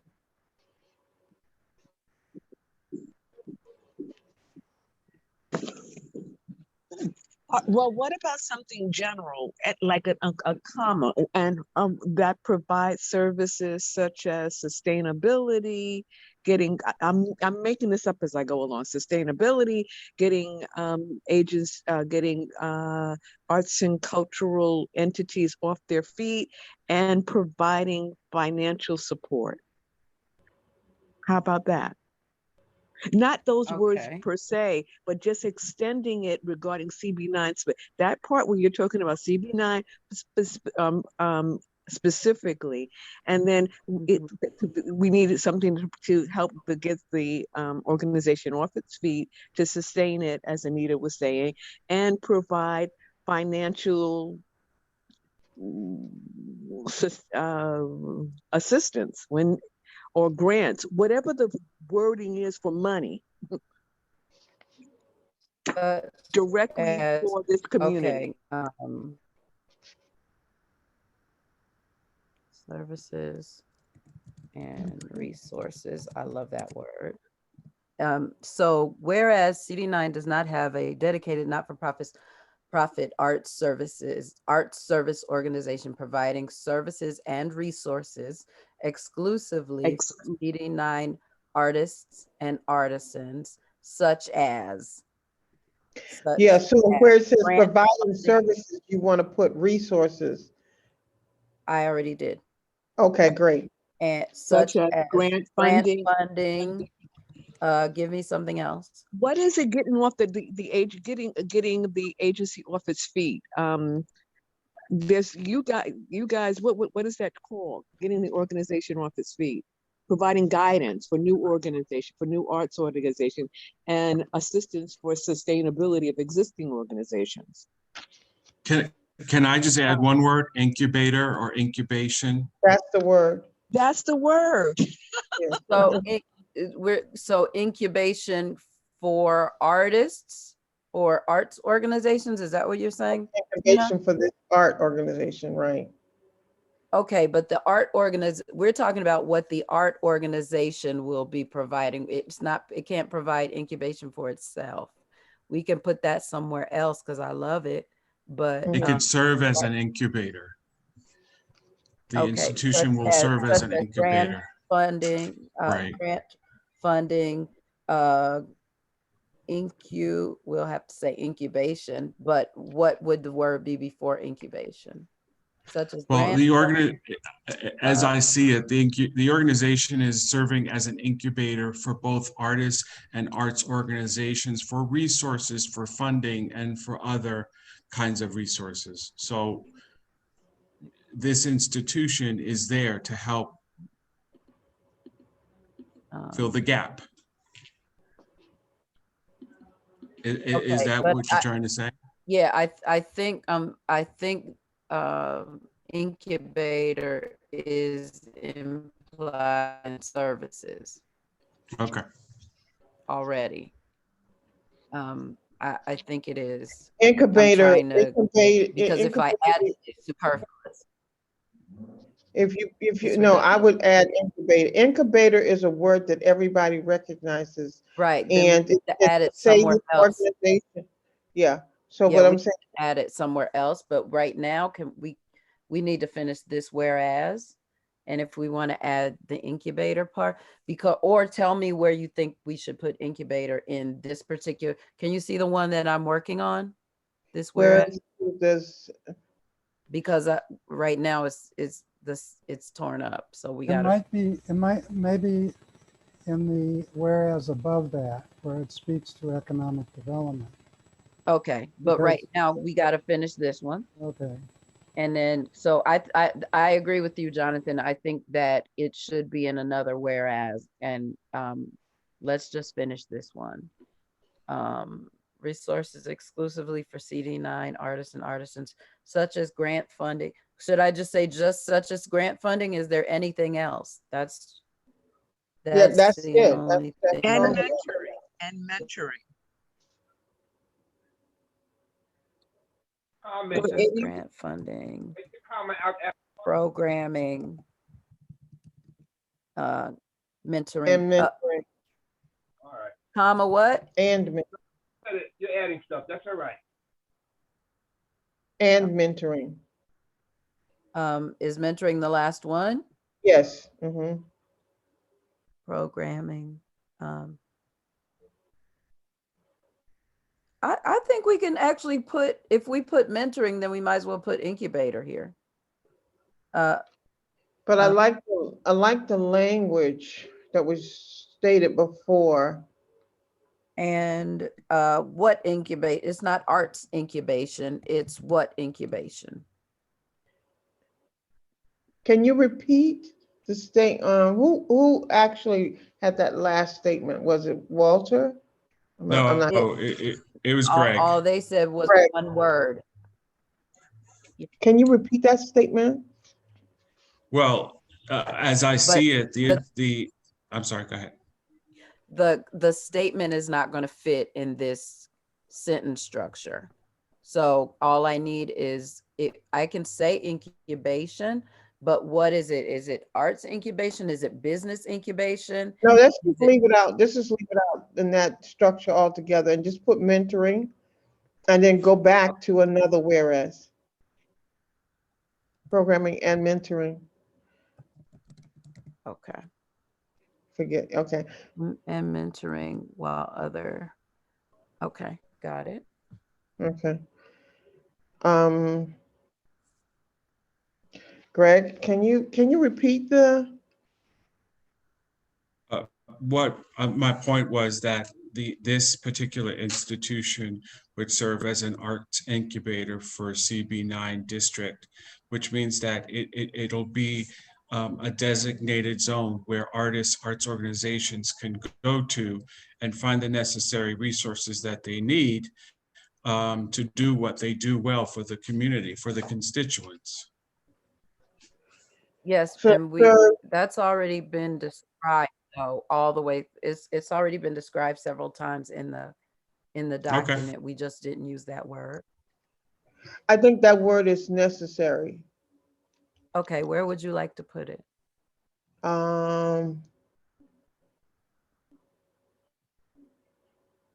Whereas SIM believes the creation of the dedicated not-for-profit art organization will foster collaborations between CB9 artists and artisans,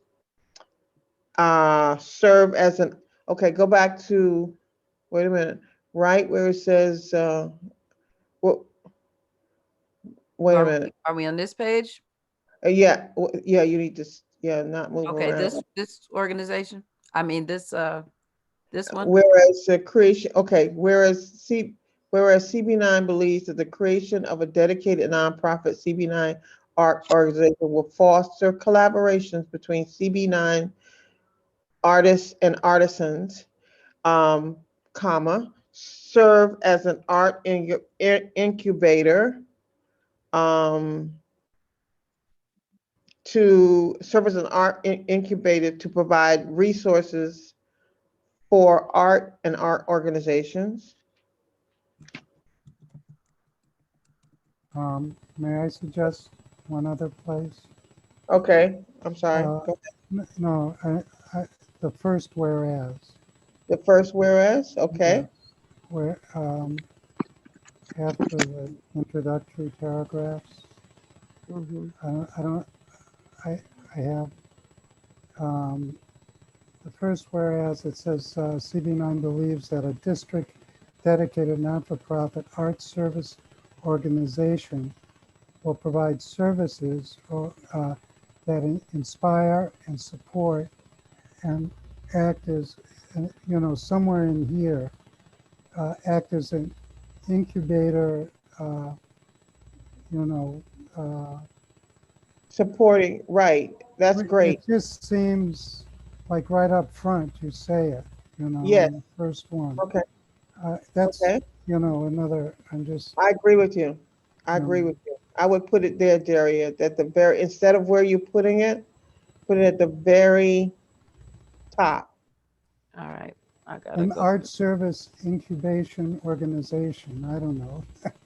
It becomes a little redundant, but arts, maybe take out service because you mentioned service in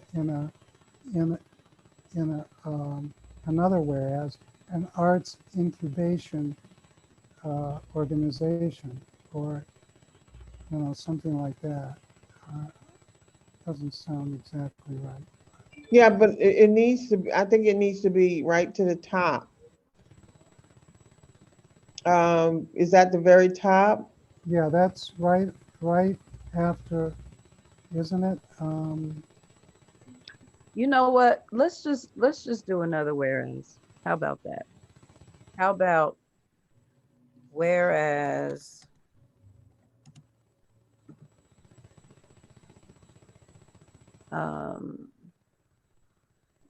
CB9 believes that a district dedicated An organization dedicated to that a serving, district dedicated not-for-profit art service organization would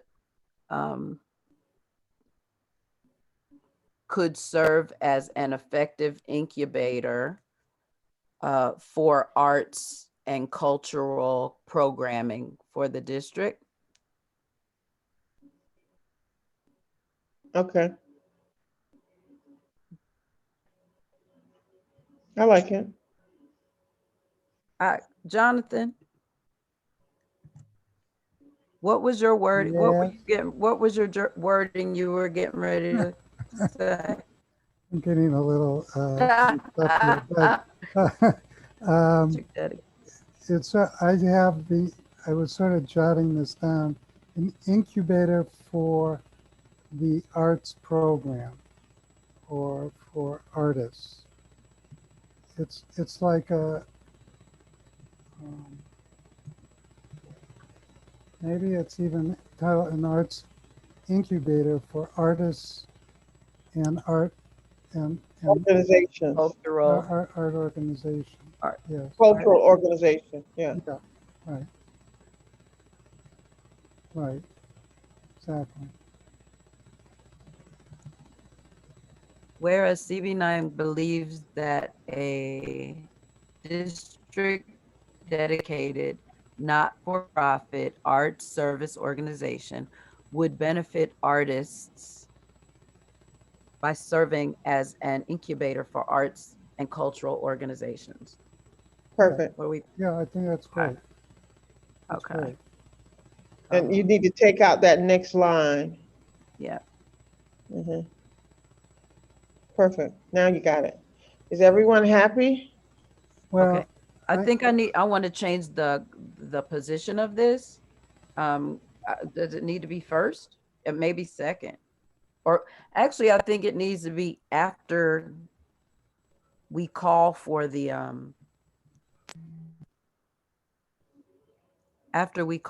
creation. Not after the be that resolved, but Right before that. right.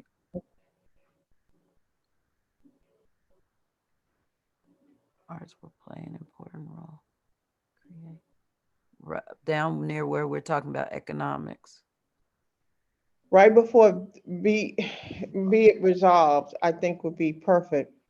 It'll be stronger either at the top or at the very bottom. That it doesn't fit Right. right after. It doesn't fit. Yeah, we're talking about Then at the top. stakeholders and things. I think it needs to go here Okay. after Economic somewhere in development. Okay. Maybe after service, economic grant development. funding, and mentoring, and yeah.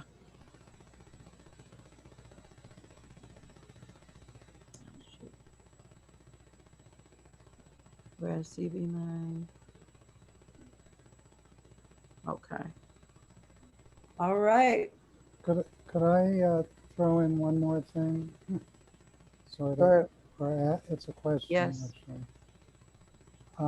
And I think this was brought up at the meeting Ramadan attended, where it was sort of thrown in at the end that this, the Hamilton Theater, I believe was to be a dedicated arts,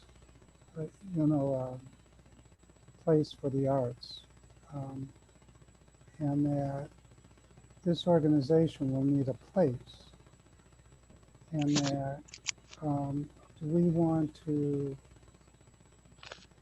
say somewhere that this also includes a space for this organization, a place, that showcases artists and also is an office, for, So how do we administrators. put that in the reso? Yeah, I don't Could know. we I'm just, just could we asking just, that. I have a question. Is that true? Do we want this to be a place to showcase the artist or a resource for the artist? I Did think a place will help to have people can have a place to meet, they can have a place, administrative support, they can have classes and talks and performances. I think artists need a lot of space and audiences also enjoy space. That would be Well, wonderful. spaces to But go we for don't own that exhibitions. building. We don't own the building. Exhibitions. We don't.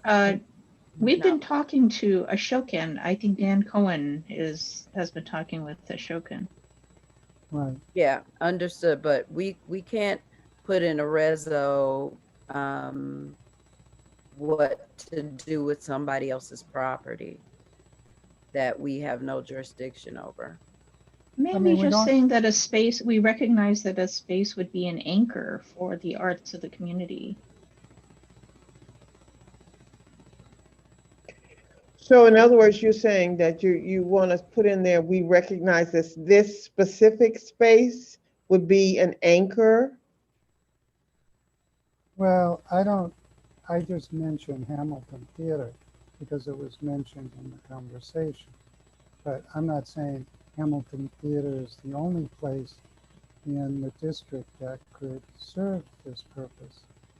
And it might be multiple places. These might be, but I think that people need, I don't know how NOMA operates but it's, if you have a grant writer and you have an administrator, where does the board meet? This is what we're asking for is to form a 501c3 organization that represents the district. And where do they meet? Do they meet Right. at West Harlem Development Corporation? Where's their place? Well, the Jonathan, Yeah.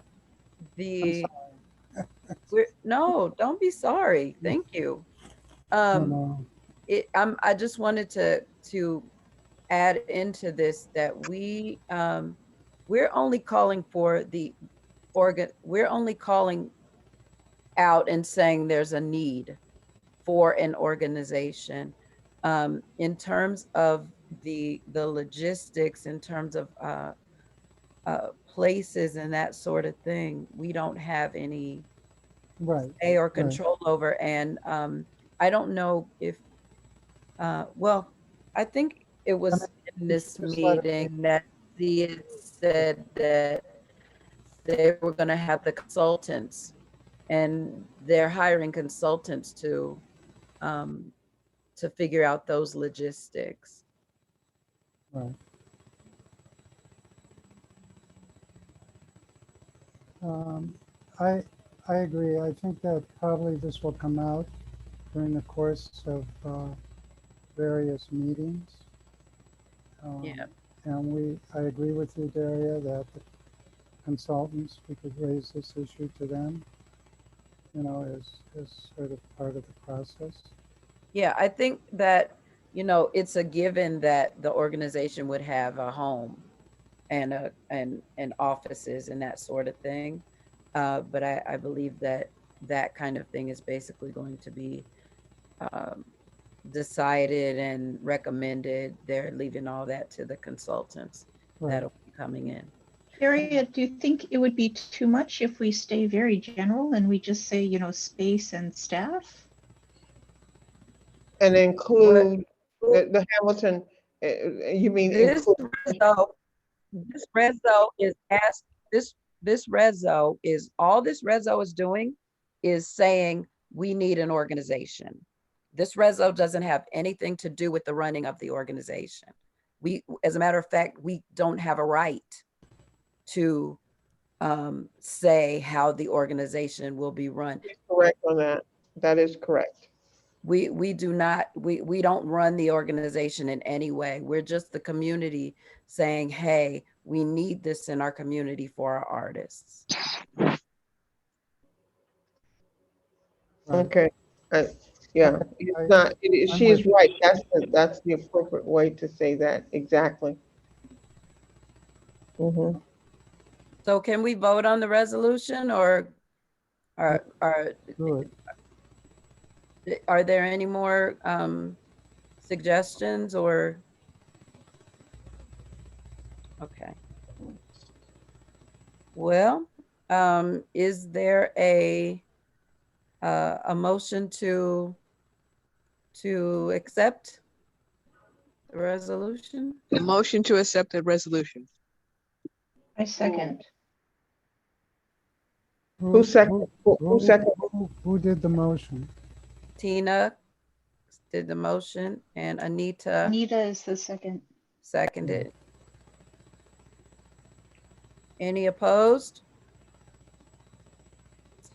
So the resolution has passed. Thank you all for all your work, Jonathan, especially you, especially you, for all your work on this. You did, you all did, this is, this is a good thing. Really good thing. It is. Bravo. Thank you. And Anita, thank you so much. I don't know if you noticed the additions that you had talked about. I tried to work several of them in to some of the existing whereases. Oh, yes. So, thank you, Daria. Thank you. It's such a good idea. It's really, it is such a positive and optimistic, thing to do. Yeah. So moving on to new business, artist news, Tina and Walter.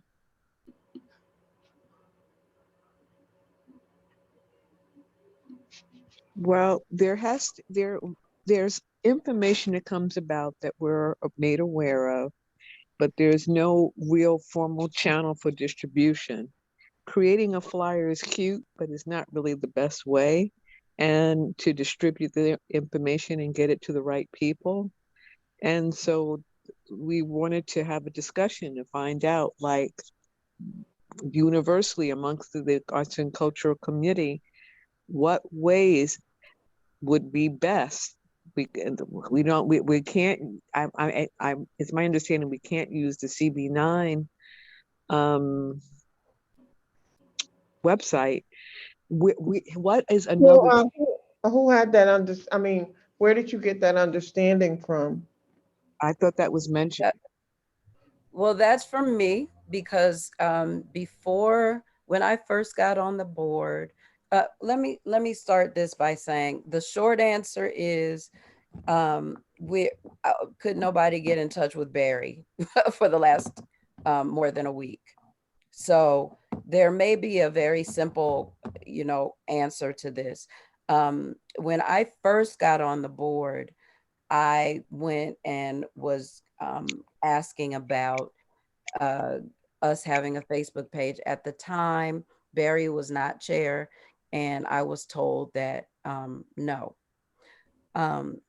The last time, a few weeks ago, that Barry was asked, he said something like, sure, go ahead and make it for the new organization. But as we know, that we don't run that organization. We only are allowed to say, hey, somebody start an organization. So it seems like he was saying yes, but he wasn't clear on it. And until I'm able to speak to him, we are at an impasse. Well, I do want to say this, Tina and Walter. I think part of the thing that we should look to do is to gather the questions, like how do you see this news being gathered? And I think last meeting we even started with gathering news in the art community and simply talking about it to the, well, only 12 people are on right now, but to the 22 people that were on before. I mean, a lot of people are not going to stick around for this kind of business, but going forward, when we don't have resolutions to draft, or we can put it a little bit further up on the agenda, we want to start talking, whether it's in this meeting or whether it is to the audience at large. The thing that we need to do is get started, and that is the gathering, then finding out channels that bringing back to the committee channels that you guys have found to disseminate this information, whether it be those little kiosks. How do you go about doing that? So basically just developing something that's not already there, sort of like what we're doing with Artists Speak and the Harlem Music Festival. So it's not about, when I asked the question, who said that? What I was looking for is that maybe you were in conversation with someone that said, no, we can't do that. So I think it's just about just starting, and it can be. It was a conversation. It was a conversation with Daria, which she just indicated. Yeah, but you don't. The whole purpose of this request was for the 12 people who, or whoever is on the board on the Arts and Culture Committee, if we could come up with some suggestions for disseminating information quickly. That's it. Okay. Yeah. So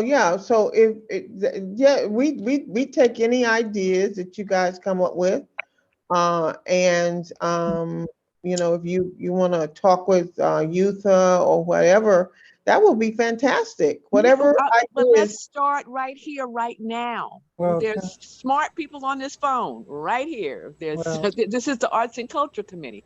Do we, the Arts and Culture Committee, have any suggestions for getting and disseminating information related to arts and culture to the artists within our community? Well, what I'm already working on is getting us an answer for the social media. And I think it should be more than Facebook, maybe Facebook and Instagram. I don't know. We would have to run it though. What about the kiosk? Let me finish, please. Let me finish. Well, exactly. That's what I'm getting to is the other thing is the kiosk. And I have actually looked into that. I spoke with April from Gail Brewer's office. She gave me the information. We just have to get our stuff together. They gave me the information regarding the specs. Anita Chang, as you know, is doing those COVID vaccine sort of PSAs, and we're working on that. It's sort of our test run in terms of getting it right, of how to get stuff onto the kiosks. But that is something Anita didn't, she asked to basically let her get this done first before we make her in charge of media. Well, but no, so I'm sorry, guys, I misunderstood. I remember the very last meeting, I brought up the idea, I went out myself. My friends emailed me information about the PPP loan, and I shared it with the committee. And when I shared it with the committee, the thought came up, well, wow, that's good information. Why don't we how can we tell the community? And I thought what I said was, well, let's start with first off with sharing amongst each other. That's the first start. So I was assuming that once a month, there would be a sharing of news to first the committee and then the community if we move to that. But basically I just found this information on my own and I began to share it with the committee. So I was assuming that that's what was happening here, that you guys were going to be gathering information about how to help artists and art organization and share it with just us. I know it's difficult to share it with the community, but we need to first begin to share it with ourselves. So it's very simple to start, like how I started, and then figure out more advanced ways to share once Daria gets the information that's needed, to put it on social media pages, which is which is very smart thing to do, but it's just information gathering. So that has been my understanding of artist news. It's simply sharing what's out there in the community, and that's a month-long gathering of information in order to share. Am I on the right page there? That wasn't my understanding. And maybe it was just a miscommunication. I thought a lot of times this stuff is time sensitive, so meeting once a month really won't be that effective. But there's also, for example, and the monies that were available for a grant. I think that we got the information maybe on the 3rd or the 4th, and the grant concluded, the deadline for submission was on the 5th.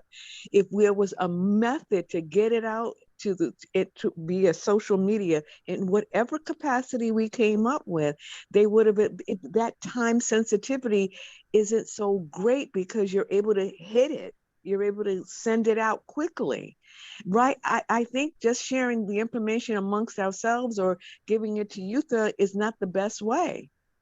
But that's me personally. And I thought that there was when I got on this community, I thought there was a Rolodex or some sort of listing of local artists. So, at least if there was a page, you could send it to your friends and they could send it to their friends. I don't know. I just think there needs to be a way to quickly disseminate the information because so much of it is time sensitive. Yeah. And the collecting of the information, you guys are the artists. I'm not an artist. I'll help disseminate, but I'm not an artist, but I have artist friends. Can I just say one thing? I agree with you, Tina, that it's important to get this information out in a timely way. And I was wondering if NOMA could be somewhat of a resource. That they do have a directory of artists, and because and it's fairly extensive, and some of those artists are in our district. They're not in 12, they're in 9.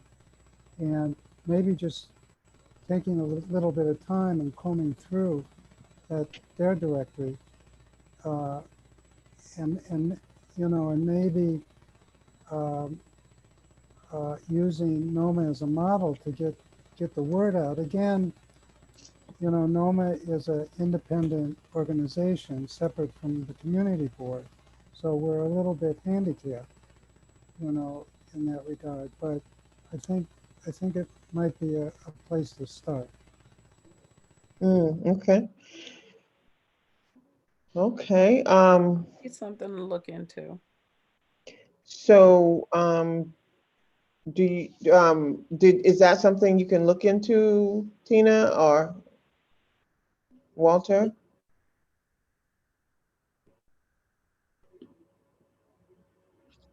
Look into NOMA for information. Is that what the question is?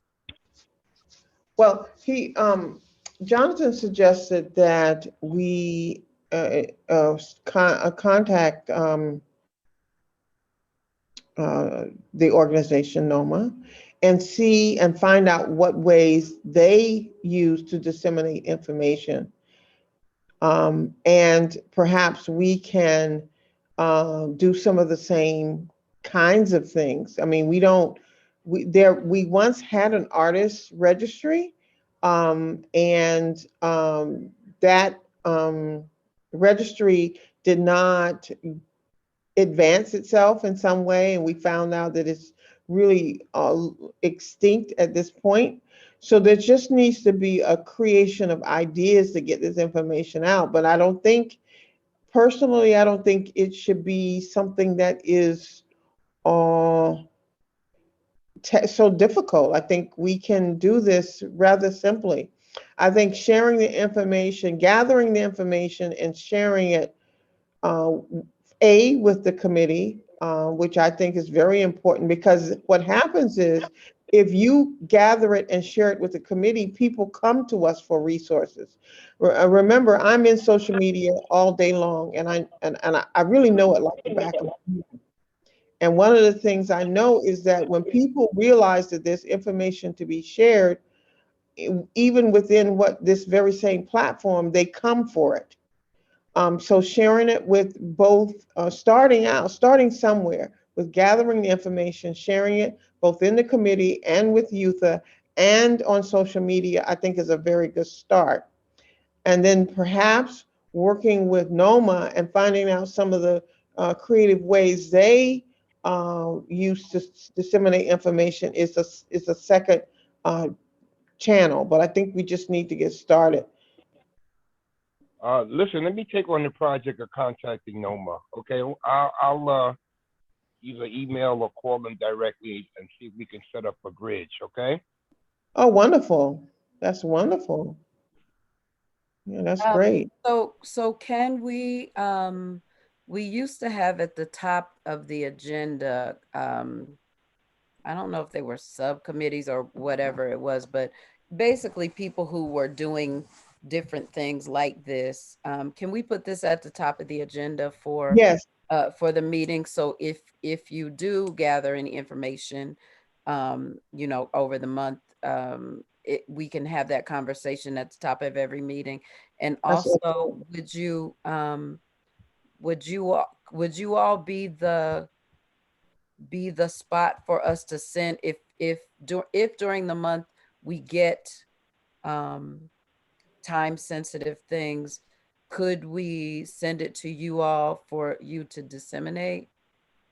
Well, we Gary, you were also talking to Barry about using the media that already exists.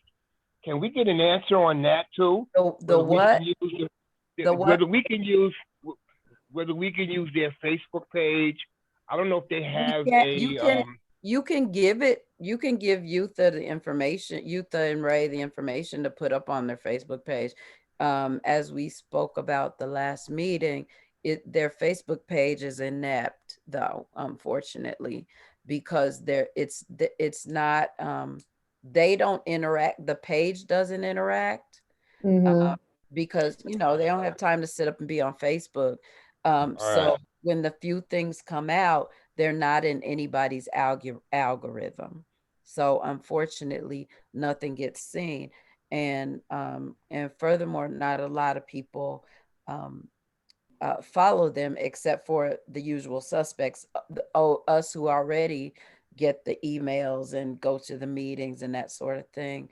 But it doesn't really have a large following either. Exposure. I see what you're Yeah, saying. that's why we're trying to get, I think all of this, you know, a lot of this problem is going to be solved once we get a conversation with Barry. But just in the meantime, if we could send, if you guys could be the central place where we send resource information, and if you would take on the uh, you know, do us the courtesy of sending it out to the committee for now, and also reporting at the top of the meetings, that would be very, very helpful. I think that's a good start. And that's a very good idea. And I'm willing to put it at the top of the agenda. So it could possibly help some people. There was one that just came out to me, although it passed its deadline. To your point, Tina, it did pass its deadline. I do get information all the time. And I'm willing to bet that most people on this line had not heard of Digital Evolution Artist Retention and their upcoming grants. No. Now, if I just found out, imagine the 22 people that came on the line that might benefit. So it's a start. So I get these little things all the time. Even though this deadline passed before our meeting, there is a chance that that perhaps there are some upcoming deadlines that won't. So putting it at the top of the agenda, artist news, would be fantastic. Way to open a meeting, my opinion. And Jonathan, you had the suggestions of Nomad. Are there any other organizations that anyone can think of that we can contact to find out how they in turn contact artisans to let them know of events? I really don't think, you know, and I hope this comes out right. I really don't think I think we've spent a lot of time on something that's easily cured. And it is, you know, these days stuff goes out on social media, period. That's what it does. It goes out on social media. So we have to figure out, getting it onto social media is something that none of us can solve right now until we get the permission. What I do think that we need to sort of look at is, even if we get an IG, or even if we get the Facebook page, we need to figure out how we're going to make it pop, so to speak, or get it in front of enough people so it helps them. And perhaps you guys can come up with some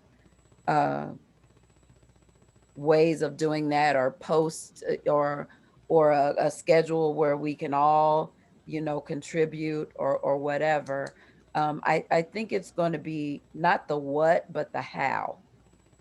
Not the what we're going to use, because we all know we're going to end up using social media along with the traditional, you know, flyers or whatever.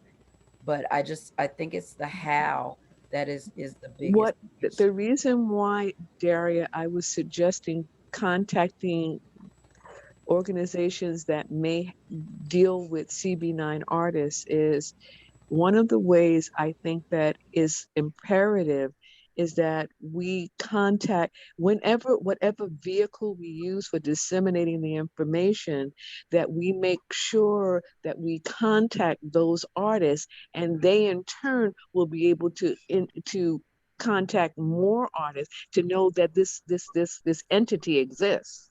Yeah. So, I think one thing that Jonathan was saying was that And I think his original suggestion with NOMA was that they do have an artist directory. As Rosebud said, our artist directory. Right. So that's why I was asking if there were any other organizations in addition to NOMA. That was the question. that you can try the Harlem Arts Alliance and different organizations, but let me just say this. I just gave an example of an email that I just got 2 minutes ago. I'm willing to bet the 12 people, that's 10 people that's still on this line had not seen this email. So this is just something that I'm thinking. If I tell the 20 people that comes at the beginning of this meeting, just this meeting alone, the kinds of things that's going on in the community, the 20 people that's on this line will probably tell 20 other people. Now, it may not affect a whole lot of people, but it will affect and impact some people. So my point is, let's just keep it simple until we can make it complicated. And the simple way to do this right now is to gather the information, put it at the top of the agenda, disseminate the information, and then send it over to you for the larger audience, whether it's social media or her sending out information, and also collecting the names of the people that do come to our committee and say, listen, we know you don't come every month, but we'd like to send you information. Maybe the answer is to start with the people that come to our committee. So if they come to our committee, more than likely, they're only going to come once or twice a year. But we can interact with those people every single month by sending them information to make them want to come back, first of all, more, and just to get that information out to them. So I don't think we need to go any further than just gathering information and start talking. That's just my opinion. resources that come in the door that come in the room with us. Yeah. So a mailing list even maybe. So Yeah. I guess, it's something for Tina, it's something for you and Walter to talk about, discuss, and let us know what you come up with, and we'll put you at the top of the agenda for next month. How's that sound, Harriet and Tina and Mark? Yeah, I'm asking humbly if you can, if is that something you want to do? Oh, that sounds good to me. Tina, how you feel? All right. It's fine, but I'm not a source of any information. It's just not my bailiwick. It's not my area. We'll send it to you. I can obtain the information and then send it out. No one sends me anything. Let's put it that way. Okay. So we'll start sending it to you, and we'll well, anybody on the committee, please, if you find out anything, let's just share it with these guys, and hopefully this is a way for us to stay connected with the people that come and visit us every month. Yeah, and since this is it's a job and we're all volunteers, Yeah. make sure that any resources that you send, please send it to both Tina and Walter, so that they both have access to it and won't have to do things like send it to each other. We don't want to create more work for them. We want to make it as easy as possible. So please, Rosebud, could you send us that information that you just got? That would be Yeah, nice sure. too. Okay. Yeah, or maybe they might have some other programs down in the pike. Maybe emailing them would be a good, saying, do you have any other, because this deadline passed. But yes, most after of the the time, deadline, Walter. yeah, I will send it to you. Yes. So it's getting close to 9 o'clock, and I don't want to. All right, guys. Hold on. There's the one last thing that, which is what I had asked to put on the end of the agenda really quickly. We got an email from Barry saying that Detective Harper from the 26th precinct had made a suggestion request of the possibility of us gathering some artists who might like to participate in a mural project. Barry had suggested, and I'm telling you again, because I haven't been able to actually talk to Barry to get any of this stuff solidified, including, I haven't even gotten a chance to talk to Detective Harper.